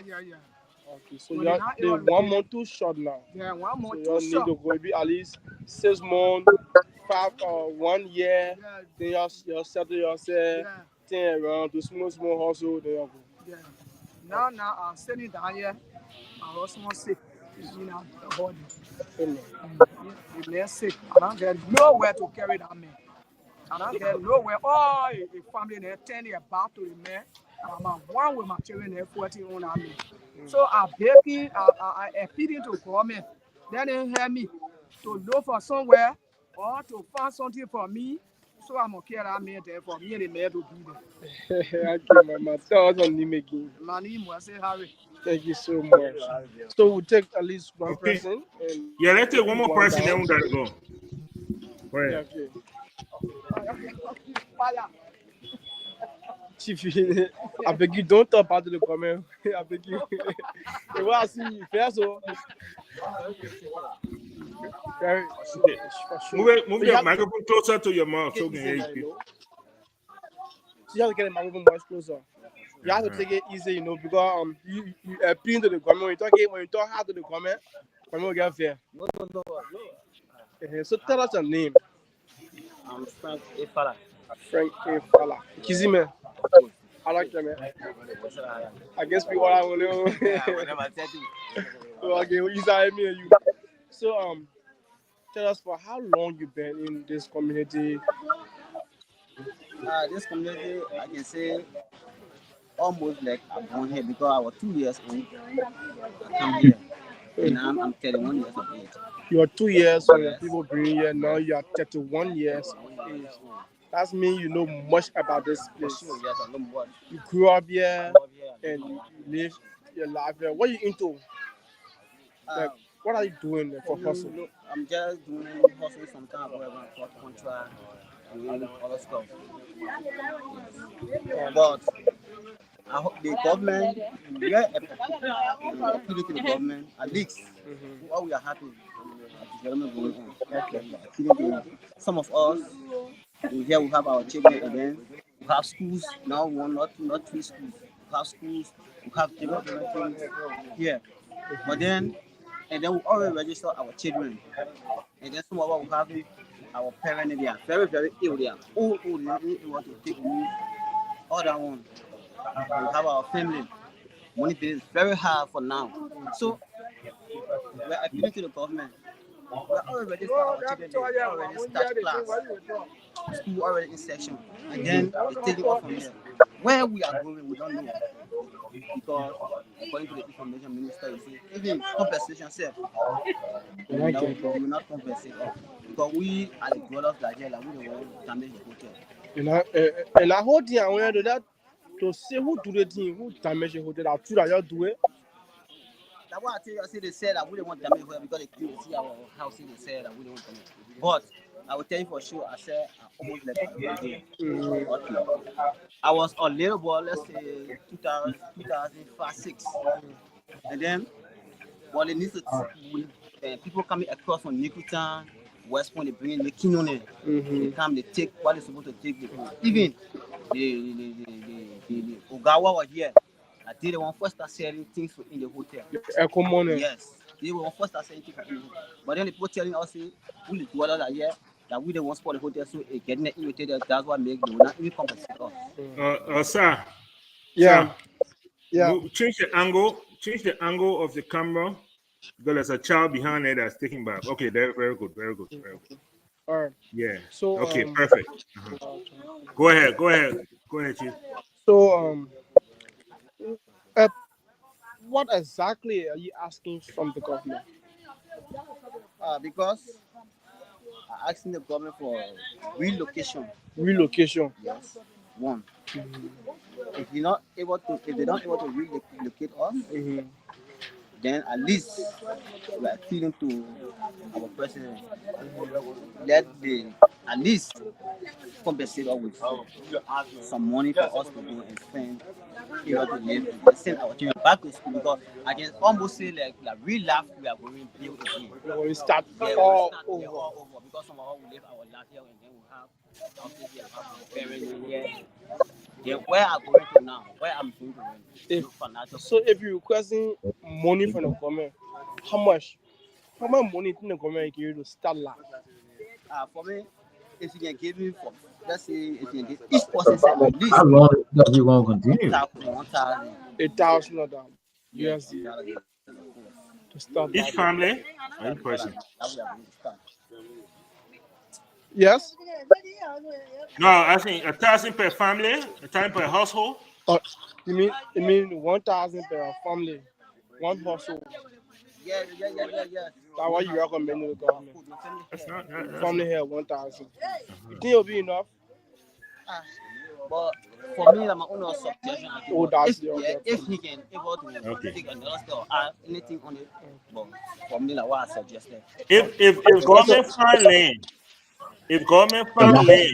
for them to go to, are they willing to go to that land? So the panel is asking if government decide to get a land for you people, like what he did, what did the previous government did for the people of West Point, relocated them to Broadview and around the VOA junction. Will you accept that kind of gesture from the government? Yes, I would appreciate it, because for now, I'm not even anywhere to say I'm going. But if you can do that, I have hope to say yes, I'm going to this area. All right. Thank you so again. much. Frank we have a lady. She really want to speak to us. Just okay, but only 2 minutes. Only 2 minutes. Yeah, Okay. just 2 minutes. Then we'll okay. down. Where is she? Yeah, she is here. Okay.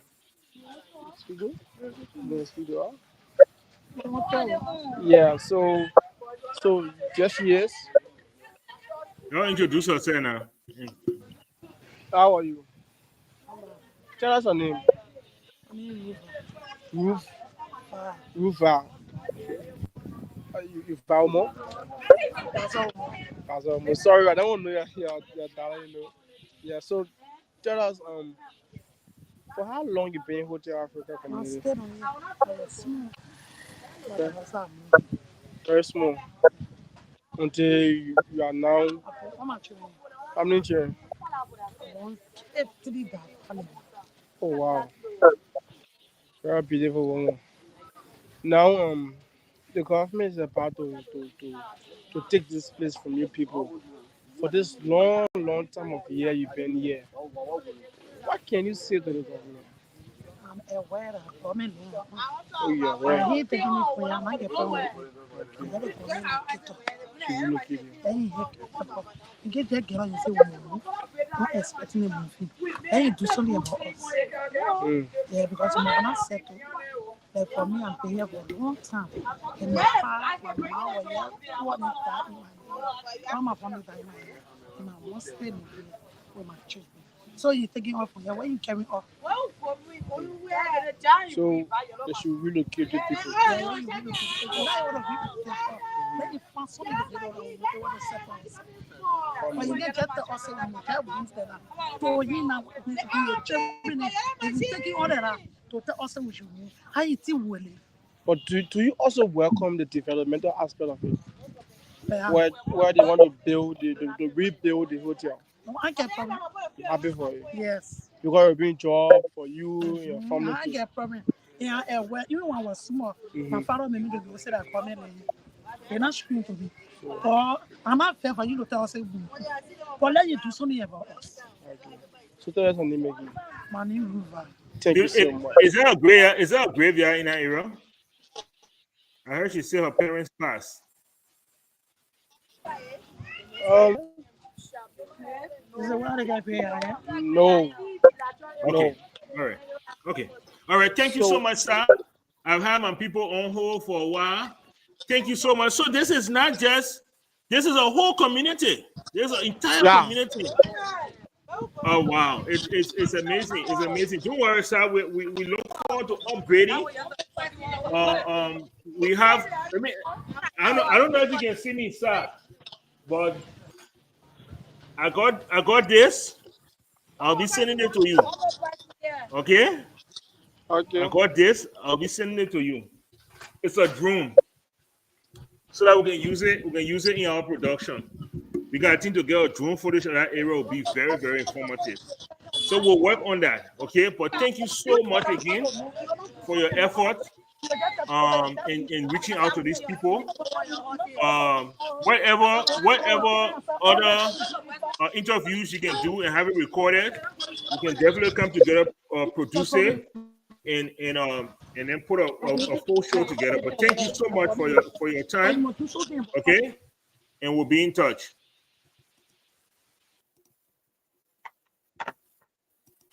Okay.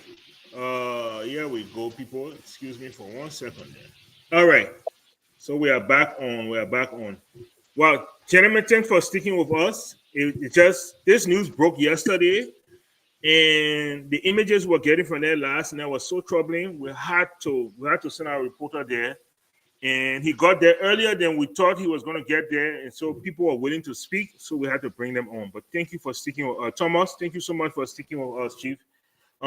So I'll give everybody 2 minutes just to kind of give their input on what they heard coming from here. This I didn't even have this. Imagine, I was thinking of a very small little community, a few houses, but this is a large community where you have LDEA. LDEA has moved in and brought Corin there.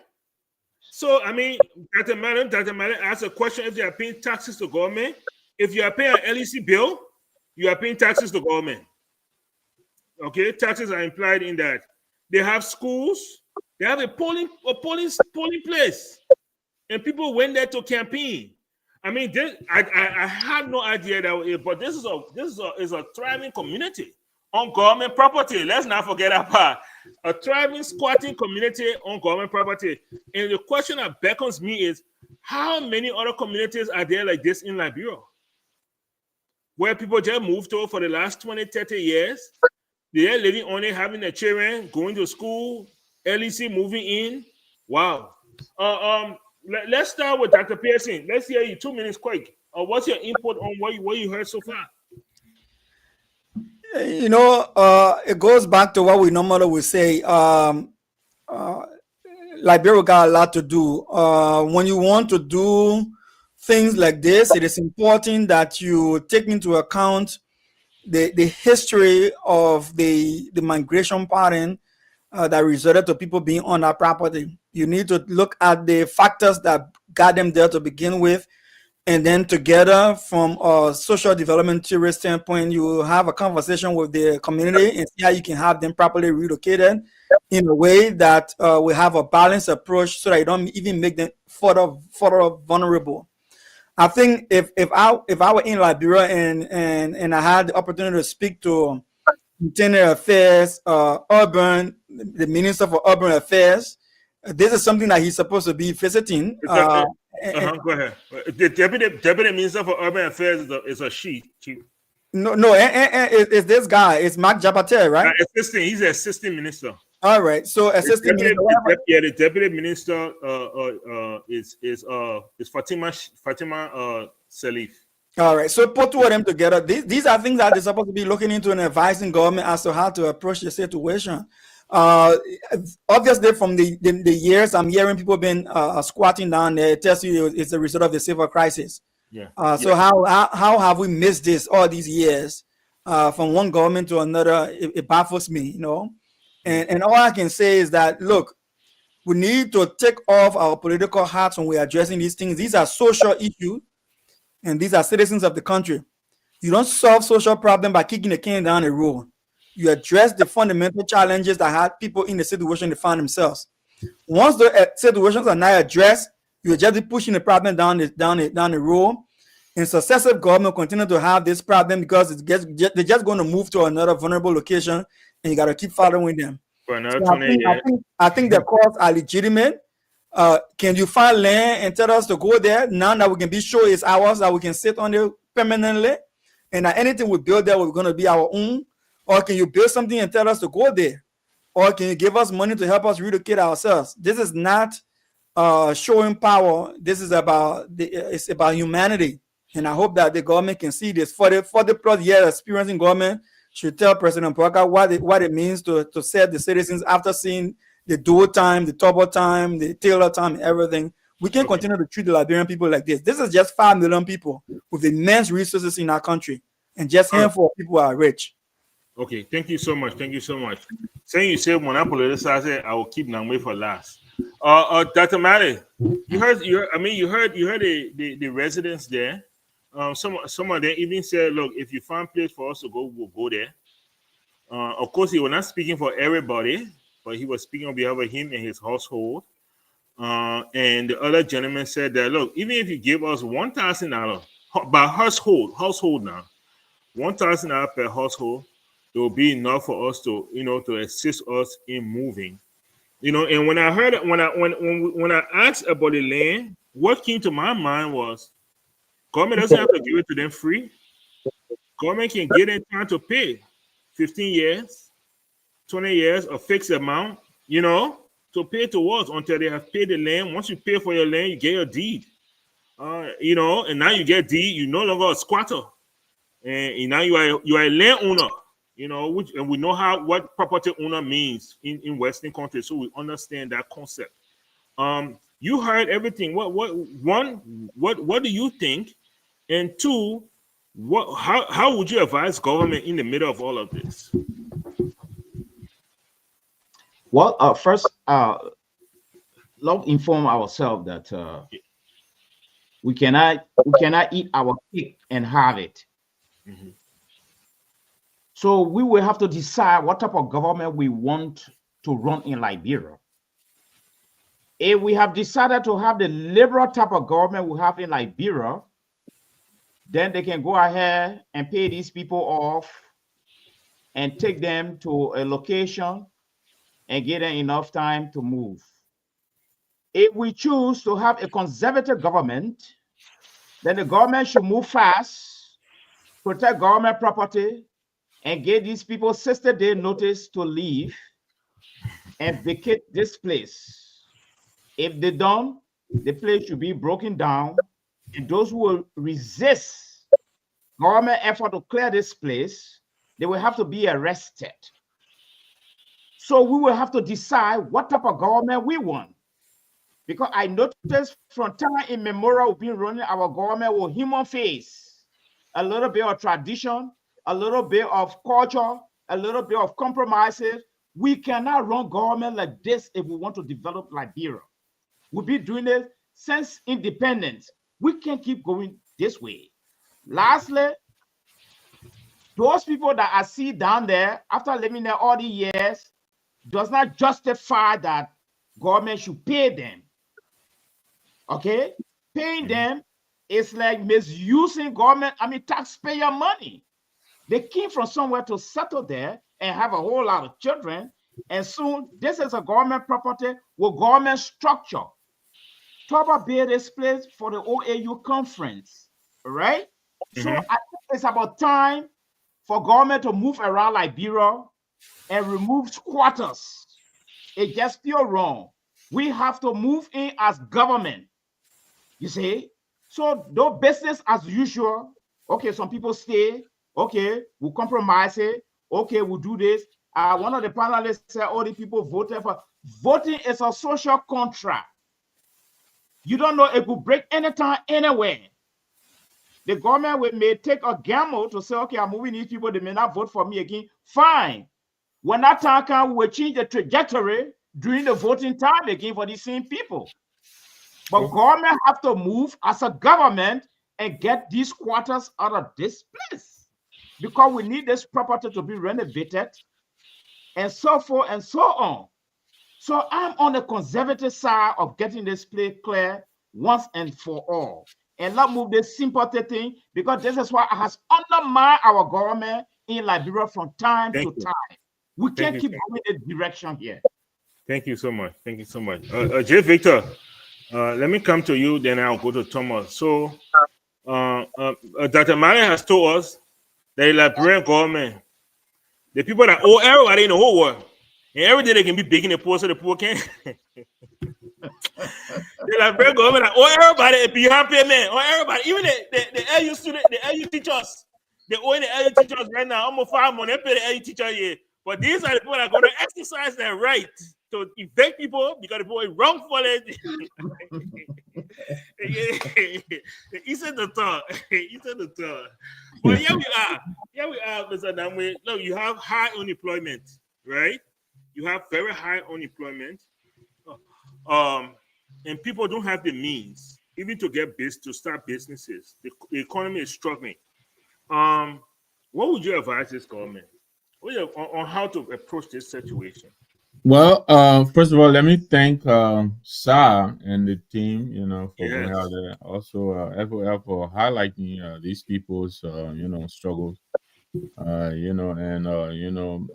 Best of luck to Maxwell, Ayo, Mercy, Paula, and Ruth, and the rest of the, residents over there.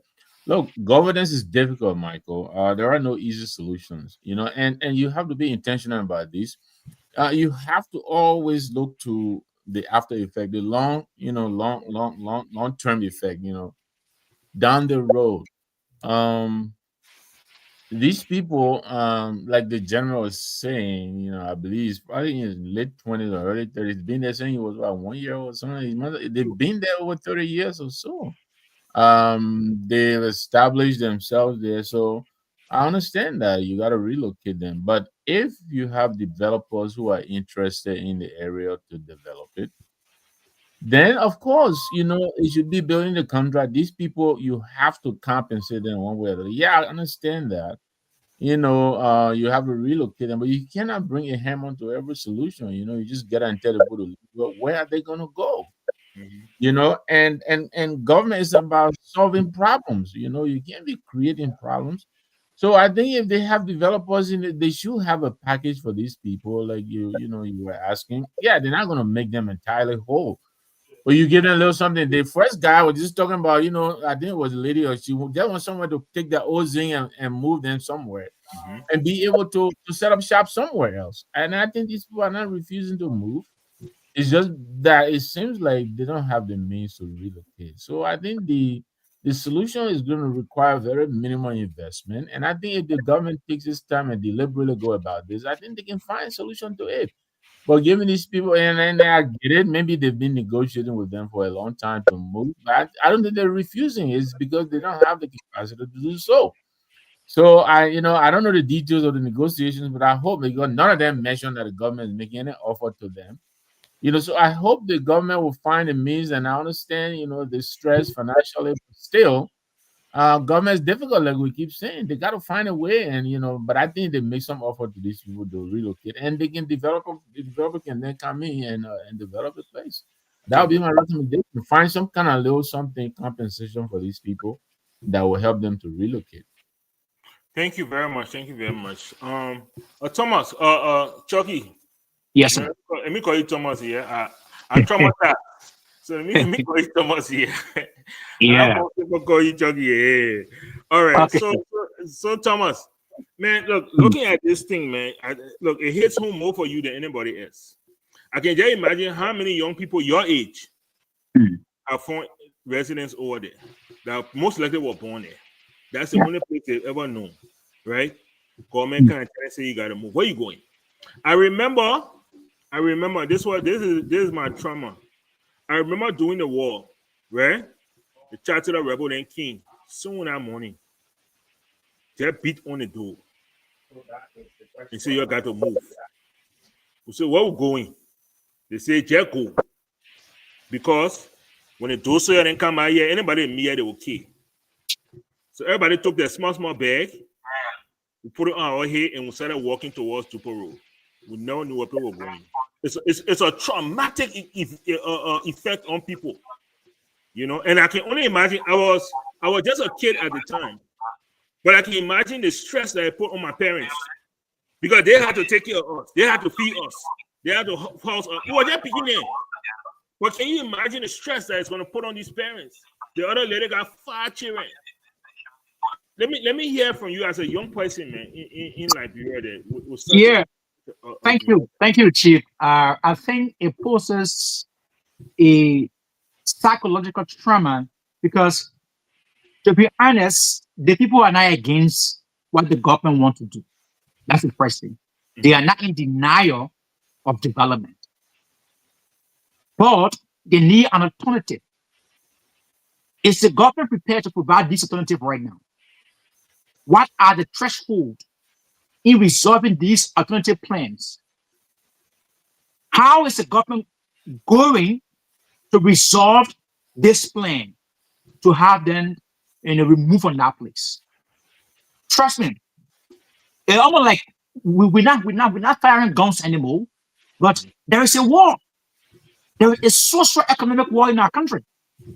And at this point in time, those people occupying that land, if you ask me right now, if government is carrying on today, that is, if you leave, there will be people falling off. Because you know why? The living condition in Liberia is hard to the extent, and like the brother said, he cannot even provide a rentage.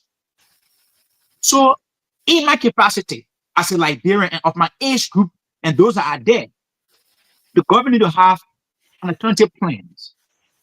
1 month, in my opinion, it is not sufficient enough. If we get that 60 to 90 days ultimatum, and also put in mechanism in place that in this period of time, this is what we can do as a government. It might not be much. I don't agree with the data that say we shouldn't get them paid. Because you know why? These people are not against, they are not in violation of government projects. No. They accept it, they are willing. Society is not accommodative with regard to economic status. So the government will provide remedy, at least a heads up, and water down the tears as a find another alternative. So in my opinion, the government has to play the twin model rule. You want to develop, or your citizen is at stake. With the people. And they can remove them without at least a compensation to water down. We agree. They're not taxpayers. We agree. But they are like they are inhabit the place. Has that place? Some of them live, some of them born there. Some of them get children there. So where are we taking them as a government? What do we have for them? So in my opinion, the startup of these people, it poses a trauma to their minds. Some of them right now don't even know where to go. But I think the government has a plans. And then look up to what they have. If they don't have a plan, then let them put plans into action. Because it will also have an impact on them. Like I said to somebody, politics has a way of treating the people. When the government is not cognizant of the present day reality, it can be used against them comes election. So I hope the government have a plan. That's my view. Thank you so much. Thank you so much. All right, gentlemen. Time is fast spent, but we still have one more topic to go here. So, in that topic, we're actually going to. We have started talking about the LDEA, but I want us to switch. There was there was a scuffle with some police officer and a man that has been found that he was suffering some mental illness, and that scuffle led to the killing of that man by one of the officers.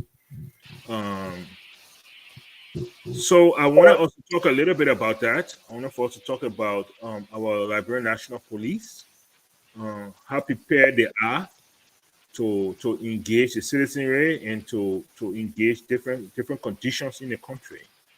Um, so let's how about we start from there? So there was a gentleman, I believe his name was Melvin. I forgot his last name. And according to his friends and relatives, that he was suffering some mental infirmities, and they wanted to take him for treatment, and so they had enlisted the help of the police officers to help them in that process. And in that process, he became violent, and it is alleged that he stabbed a couple of police officers. I don't know with what. I don't know what the weapon it was, but he stabbed a couple of them, and one of the officers took out his sidearm and shot this gentleman, shot 8 times in the direction of this gentleman. It has not been confirmed how many times he was hit, but it has been confirmed that he did lose his life. So here we have a situation like this in Liberia. Mr. Nangbe, you heard this story concerning the police, and so I mean we talk every day about the training of the police and the need for improvement. Such a situation like this, which is really tragic, it's really tragic. What's your input on this? Do you think this is something that could have been avoided? And how do you think they should have approached the idea? Yeah, I mean, from the reporting, it appears like this is a situation that could have been avoided. Like you indicated, I've heard various versions of this story, but they all seem to, converge on the fact that this gentleman was going through some kind of mental struggle. And how trained our police, even here in the States, mental illness is a very difficult thing. Even the police here, they struggle with it. You know how to de-escalate, how to deal with this kind of situation. But more than that, what happened in Liberia seems to be a situation where the gentleman was, I don't know if he was shot and then putting handcuffs, or putting handcuffs and shot. Either way, he seemed to be in so much pain on the ground, and you see handcuffs. I don't understand that. But yes, I think training is probably one of the first areas that I think we will point to that probably needs to be addressed. You can't shoot your way out of every confrontation with citizenry. So yeah, community policing, how to de-escalate. I think this is something that IG Coleman, I think he needs to probably do a little bit more. I'm assuming they do these training, preparation or refreshers or whatever it is. But from what we're witnessing, I listened to his statement and all of that. It sounded like the police was unprepared to deal with that situation, and the only way they knew to deal with it was to shoot their way out of it. Yeah, I understand the gentleman. He had a knife or two or so. Yeah, it's mental problem. So you got to see it from that angle. And I think the solution was not shooting him to death. I don't know. How proportionate this force was that he used to restrain this gentleman, but it seems like it was disproportionate compared to the problem. So I think that's part of the training again. Use of force has to be, it has to be, force has to be carefully deployed. You can't just, you can't take a gun, machine gun to kill a roach or something, because it just seems that the force was overwhelming, in my opinion. I don't have all of the details again, but yeah, and that goes back again to training. So I think a lot more training will help our police, to deal with situations like this. And sympathies to the family of this gentleman. I hope they get the necessary redress. I think it could have been avoided. I mean, that's my short version of the story. Okay. Thank you so much. Thank you so much. Thomas, you heard about this story about the mentally ill. Yeah. One thing we know about in Liberia, there is no system to address mental illness. So the mentally ill live amongst the citizens, right? So every family get one person there that we can say the cracky, right? Yeah, that man cracky. When the moon get full, that man can do it in years. But they live amongst the citizenry. And because of that, they will come in contact with the police. So you heard about this, knowing the drug problem, knowing the effects of drugs in Liberia. Do you think the police is equipped to handle this situation? Well, obviously, I don't have a presence. We watch other country. When a police officer appears, his appearance puts a civilian in a situation that this is a police officer. But unlike in Liberia, our police don't have a presence. So it means what instrument they have on them. Because I want to believe that if the police of Liberia is equipped with police presence, with logistics, with materials, that when they go on a crime scene, now when a surveillance see, he noticed that this is a police officer. But unlike Liberia, no. So in relation to that situation, I think the police overreacted. What do I mean? You are already aware that this man has stabbed or hit one of your officers. What next should come to your mind? Even if he was on substance or he has a mental disorderliness, what you should do is not to fire back. I think that approach was absolutely wrong. That man could be more on his hand, on his leg, or even fire at his leg. That's to make sure that he's broken down. But I watch a video, multiple rounds. It shows that the police, the issue of training and how to handle these situations, there was no ideas. Because they were in a hall. So they were in a hall. So in your hall, and have a staff police officer, what do you do next? Get the place, leave the man, escape the environment, barricade the place, and make sure the man does not come out. Find a way amicably that you can resolve the situation. But to fire back at the man, who, I think that approach was not appropriate. And I think Gregory and his team have to work on how to approach these situations. For me, I wouldn't say those who were wounded were supposed to be wounded, but again, when you put it a threat, you retrieve.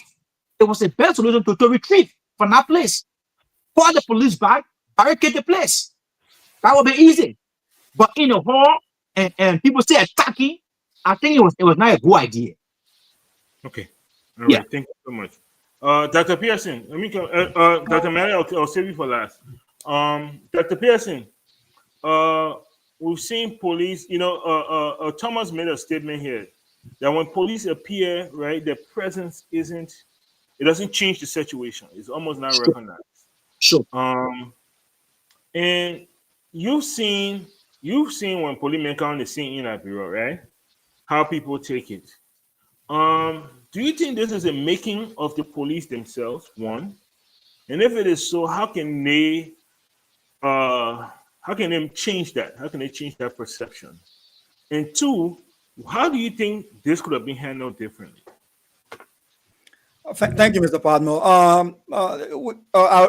Without trying to repeat what my fellow panelists have already said, it's important to note that we do have issues with generational trauma in Liberia. Mm-hmm. A lot of time people think that because we ended the war maybe close to 20 years or 22 plus years ago, to say we don't have issues with trauma. Like we started from the beginning of the show, someone tried to bring that up.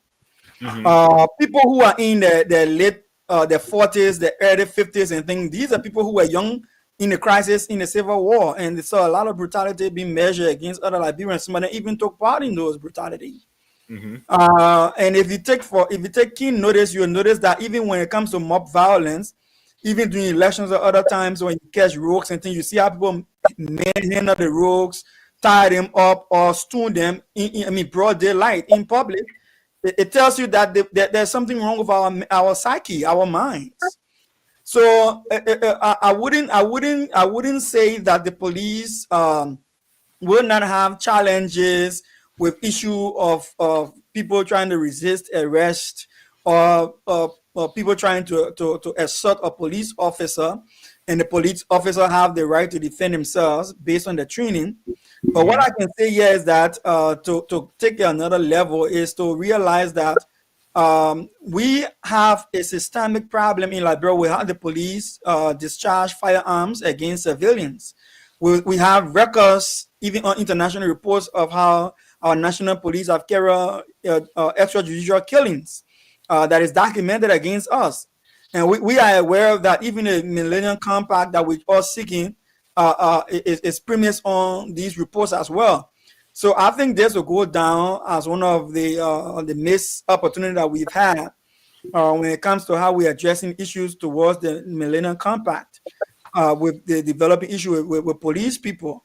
And if Gregory is following closely, I think instead of trying to justify that the police were carrying on the duty and got attacked in the process, and then they just tried to eliminate the threat, like Nangwe said. So, but we saw the guy lying on the floor and he's in handcuffs. So how is he a major threat with his own handcuff, and then he got shot in the process? It leaves a lot of questions. I think we should be careful to ensure that these numbers of accounts of police brutality can be reduced. People who carry firearm, even in this country, Pablo, when you discharge a firearm and you kill a civilian, you kill anybody, you put on probation for a period and you get counseling. Yes. Because they want to evaluate your mental health. Just by killing somebody is a big deal, but for Liberia, it's not a big deal anymore. It's just another news story, and then we'll move on, which I think is sad for our country. And so I will conclude by saying, listen, this thing has happened. I want to extend my apologies to my sympathy to the family, and I will re-emphasize that we need much more training, like in the U.S. here where I work with the Department of Human Services, Division of Mental Health and Addiction Services. We have now started deploying social workers alongside police when they are called to issues like these that include mental health. So the police don't go there alone; they go with a social worker, and the social worker is the first engagement if the scene is secure. All right, and they are able to de-escalate. They are able to communicate their way into the situation, and then the police is the last resort. Other than that, we will continue to see the things we see happening in Liberia, which is unfortunate, where our people, instead of police protecting lives and property, that they want taking lives and damaging property. This is a sad event for us in our country. Thank you very much. Thank you, Dr. Malley. I saved you for last, Chief. So we see this all over the world. We see this all. Unfortunately, people in mental health crisis, they come across the police. These are two different people. The police will not respond like a social worker. The social worker will not respond like a police. These people have been trained to stop threats in its tracks. And so we see this. But what we also see is an effort by these police departments and these sheriff departments to reevaluate how they approach these situations so that they have a better outcome. So you've heard what happened. I want to hear from you. One, do you think our police is prepared to meet this aspect of the challenge? And two, what do you think could have been done differently to change the outcome of what happened?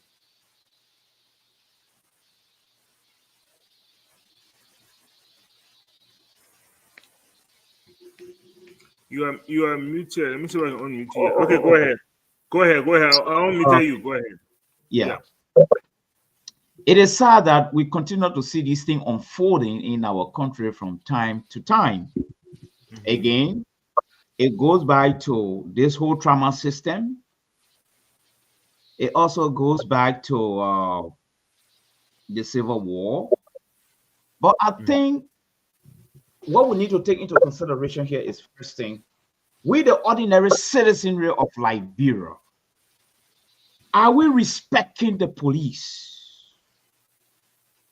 The question is no. No. The police is not respected in our country. That means we're not respecting the law. That means we're not even respecting the arm of the law that's supposed to carry on public safety. That's the first thing. I read this story. It's sad because probably we are still running a cultural, traditional, political setting, you know, so it's sad. But from my perspective, from where I'm right now, sitting in the comfort of a sophisticated system, I think I may want to invoke something called self-defense. If this guy was able to wound the first police officer according to information, and attempted to wound another one, and this police officer came and decided to put him down, I think it was legitimate for self-defense. Assuming the guy had a firearm, he had killed one police officer, and maybe he tried to move to kill another police officer. We'll all just be standing around. Why are you making that assumption, Dr. Mari? Why are you making that assumption in this case? I'm replacing knife with gun. This why no, but why would you want to do that in this conversation? No, because we are saying this shit should be compromised. It wasn't right, and I disagree with that. If the guy took knife, but why are you trying to put a gun in the hands of the victim? All right, we'll let Dr. Mali finish, please. Can you reserve your comment? Go ahead, Dr. Mali. If the guy came out with a knife to gash one police officer, we'll have to take steps, no matter what. You see, and have him disarmed. If it means shooting him, fine. We'll have to do that. It's self-defense. There's nothing wrong with that. That's the first place. Secondly, there are a whole lot of things going on with the police officer in our country. Joseph Boakai appointed key people to help him run this government. Gregory Coleman being one of those persons we consider to be well qualified to handle the police. But according to sources, which is yet to be authenticated, that out of every 10 police officers, you have about 7 who have got the war mentality, who were once rebels. I don't know how authentic are these claims. So I notice now that most of the people employed in the police sector, the way they behave, you can possibly conclude that, oh yes, some of them are rebels. How can you see a police officer hanging on a truck, challenging this truck, and say, okay, you're not moving, and the truck moving with this guy, lying down on the taxi and say, oh, you got to stop. These are not normal. These are not normal situations. Something is happening. The police is traumatized. All right. So my question now is, the police director who is qualified now, what is he doing? What are the programs? Because the police need to be having so many programs every week. But here is one of the most important suggestions I would want to put forward. Please. We need a police community relation where people go to town hall, people act with the police, interact with the police, and you know, and let the police try to let them explain some of their duty to these people, and let the people ask questions. We need this thing all around Liberia. And lastly, the police should be punished when they do something in our country. That the last time a group of Fulani ladies converged on the police station. All right? That was hostage. You're taking the police hostage. In different countries, the outcome would have been different. You don't do that because people don't respect the police in our country. That's one of the major problems I feel going on in our country, and it's wrong. In this case, I think it was self-defense. Thank you. Thank you so much. Thank you so much, gentlemen. Thank you for all your contributions. We appreciate it. Thank you to our followers. Sam Wallow has been actively engaged, defending the Boakai government as usual. We have 5 topics, and Sam defended actively each time.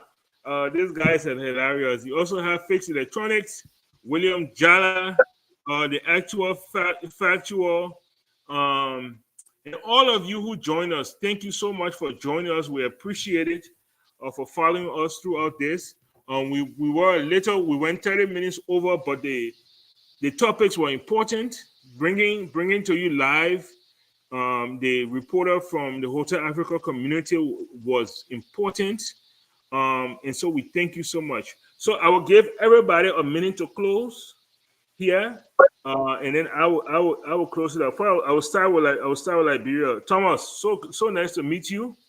Let's stay in touch, and we'd love to see you on more panels of Focus on Liberia. Go ahead, close. Yeah, thank you, Chief. Let me extend my appreciation to the team, and I'm so impressed, to be on this panel, and I look forward to more engagement. Being a prospective graduate from Mass Comm Department in Political Science, I think I will see this platform as my platform that I can be able to work alone, be able to expand in the sector of the Liberian media with more concentration on how we can change our country. So my doors are open. I'm looking forward to working with you guys as well. So I see it as a privilege, and thank you again for the time. I'm so grateful for that.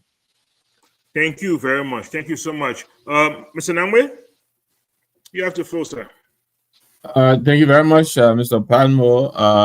Thomas, welcome to. It's great meeting you. Quick advice: stay away from Palmo. He will try to recruit you to the ANC. Don't say you weren't one. But this has been a great exercise. Thank you very much.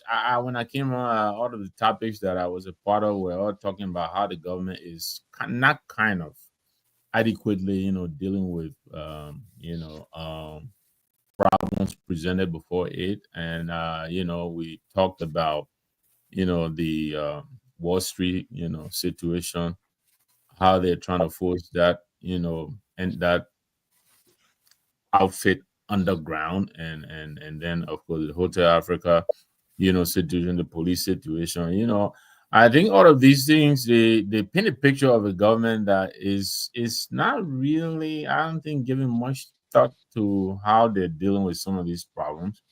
I think some of them are not that complicated. I think they just need to, give the problem a little bit more, serious thought, and not just jump at the first, thought that comes to mind. But it seems like this is what is happening here. Talking about the police, I will end on this. I think it was Dr. Malley. I'm not sure, someone mentioned, as to whether the police is getting the respect it deserves. And I said no. Yes, the police is misbehaving in many instances. I agree. And I think we all indicated here training is necessary. But we have to also learn to respect the police.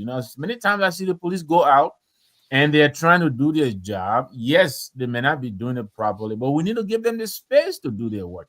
I see people interfering with police arrests, insulting the police, and kind of, obstructing their work. I think we need to learn that you cannot do that. I see people put their hands on the police.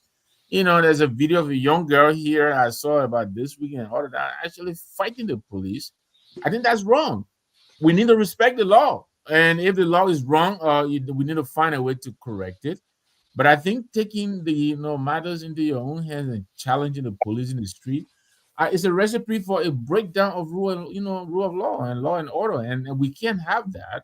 I mean, we already have so much chaos happening in the country. So I think we need to give the law the space to work. If there are some parts of the law, if the police is not behaving properly, I think there are proper ways to redress the situation. So, but I will end on that. We need to give our police a little bit more respect than we're giving them. Yes, we should all push for more training. They need to be trained and deal with this thing much, much more appropriately. But notwithstanding, I think the way we deal with them is sometimes it compels them to overreact, and then they step inside like I would say. But thanks again for the show. It's great. It's been great being with you.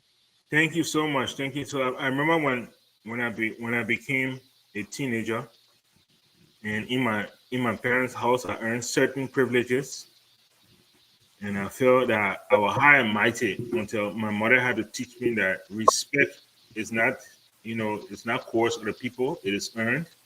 I think the police share and this is just my 2 cents. I think the police share a blame in how they're treated. They need to have more respect for their uniform. They need to have more respect for the institution. And they need to have more respect for the people that they hope to serve and protect. And I think just it will not be acquired by blunt force. Stop receiving bribe. Start right there.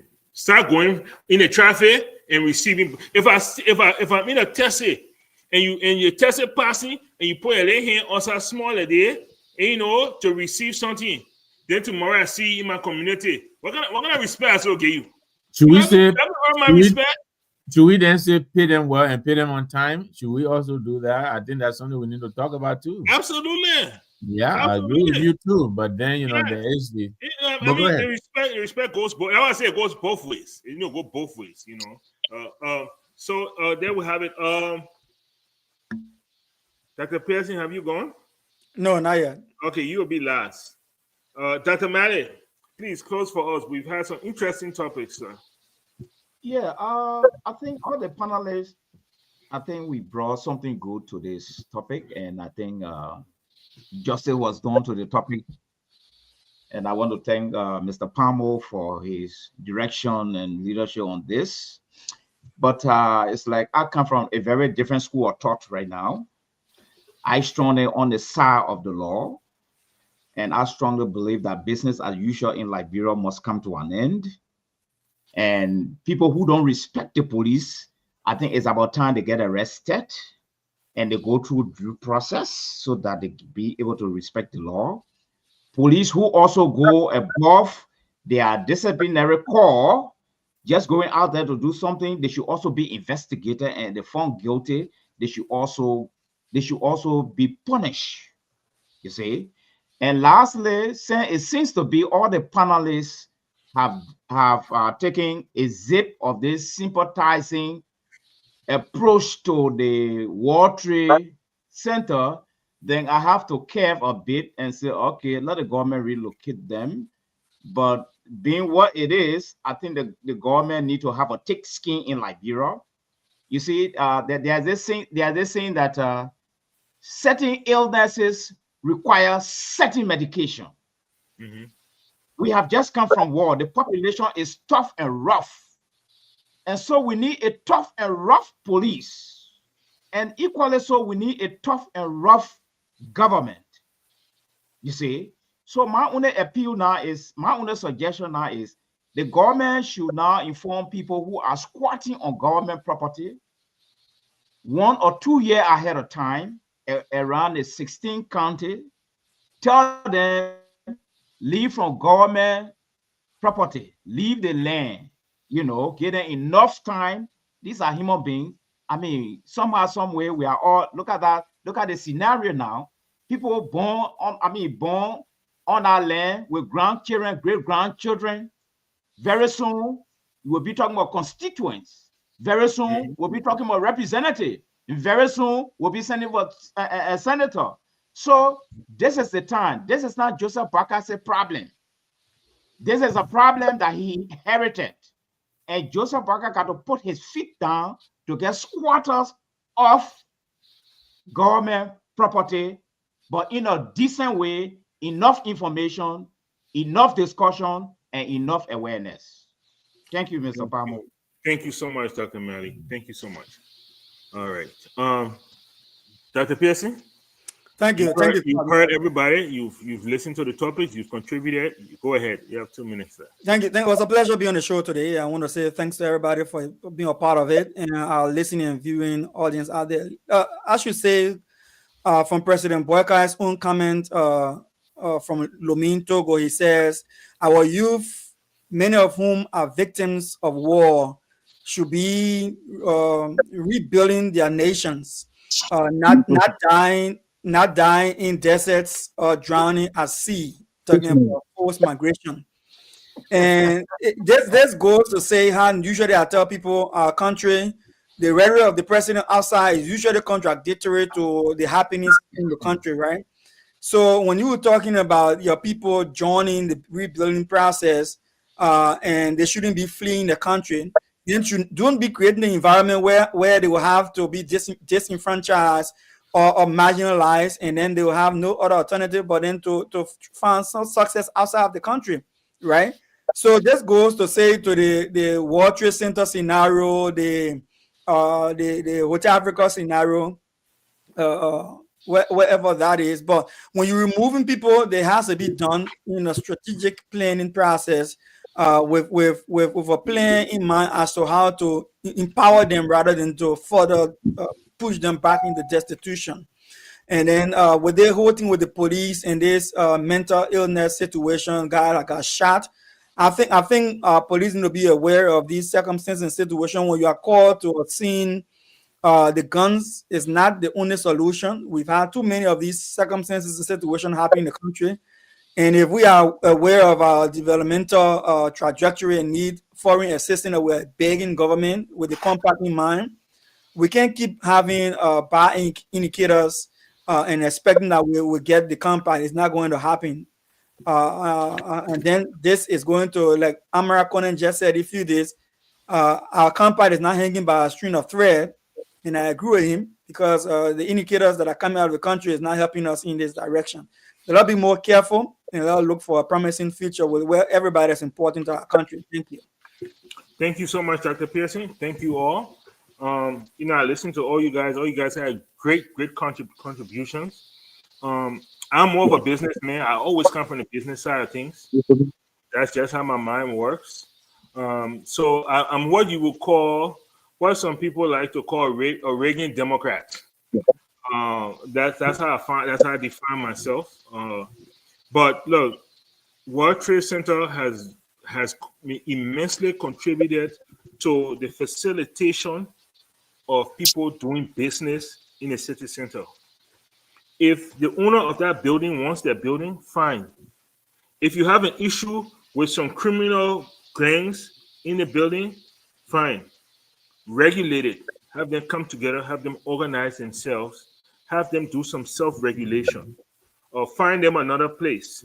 If it costs the government money to find another place, put a price tag on it. Look, it costs us $200,000 for us to relocate you from here. The new place that you're putting together and you're regulating yourself, you'll be collecting fees. We'll get you this amount of time, 5 years, to pay us back that $200,000. We'll be based on the fees that you're collecting, 70% you give it to the government, so government is made whole. It's just those basic things that government does. I remember when Stevenson Estate was built by government for the young people, civil servants, just coming out of university. You start working in the government. You just married, maybe you got one child yet, and you building a family. That was Stevenson Estate was for. The government gave it you for 24 years. They said, look, based on the calculation we have made, here's your rent. Your rent is stable. Year to year, it does not change. If you're able to pay your rent for the next 24 years, the place is yours. That's how people manage to own land in Stevenson Estate. That was the process. This was 50 years ago. Government ought to sit down and strategize that. Today, 2025, why are we struggling? Why are we struggling with this? I don't understand it. We already invented it. Just a matter of replicating this. Samuel Joaquin saw the whole thing and said, I've been not true. I want to take my people out of the barracks, but I need to find someone for them to be. They didn't kick them out of the barracks. They built Matadi. Most of the people that moved into Matadi were people that were living in the barracks. He moved them out. Over there, he said, you pay your rent, you own your place. Bonavie Estate, New Jersey Estate, you name it, Cabra Estate. This was the source of development for a growing country. I don't understand. Hotel Africa is the same thing. There is, look, government is the largest owner of land. There is a place that government can find. See, you know what I mean? In another area, there's absolutely no economic activity. Let's put the people here. If you put that number of people over there, immediately you have economic activity. Somebody will come and build clinic. Somebody will come and build market. Somebody will come and build school. All of a sudden, you have economic activities. Right there.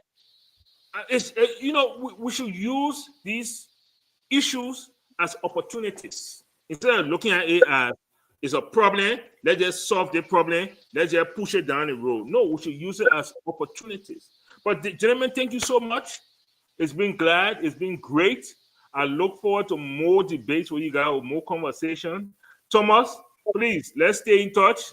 I'll get a number from Mr. Jar. And let's stay in touch on WhatsApp and let's see if we can bring you on more of these, okay? Don't do it, Thomas. Man, I finished recruiting that man already. I finished recruiting that man. I've been hearing a new CMC Northeast. Oh my God. Yeah, I didn't know. See, I must have been there in there. You want for your mommy. You don't want to get me started. I hope it's not old wine in new bottle. You know what? We're doing our best. Never mind Wallow here. He's just he's a sore loser here and crybaby. He comes on here and talk about Ivy Hope all day. We say nothing. He's calling me a party pooper. You know what? We'll do the best we can. But Mike, don't forget to advertise our show for tomorrow, though.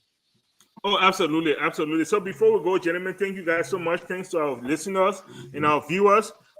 Please, tomorrow, the oldest running show on Focus on Liberia, On Point, is on Sundays, okay? It is 4 o'clock Eastern Time, 3 o'clock Central, and 8 p.m. in Liberia. The oldest show. Come, join the debate. Mr. Waller will be looking forward to seeing you. Fix Electronics will be I won't. Actual Factual, as always.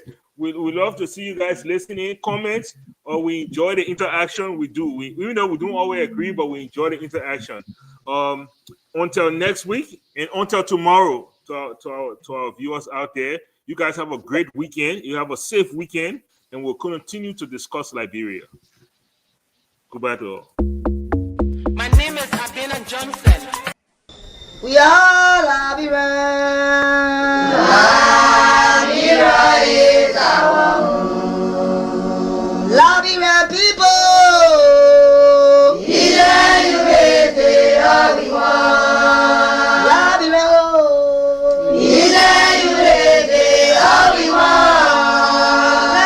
Liberia.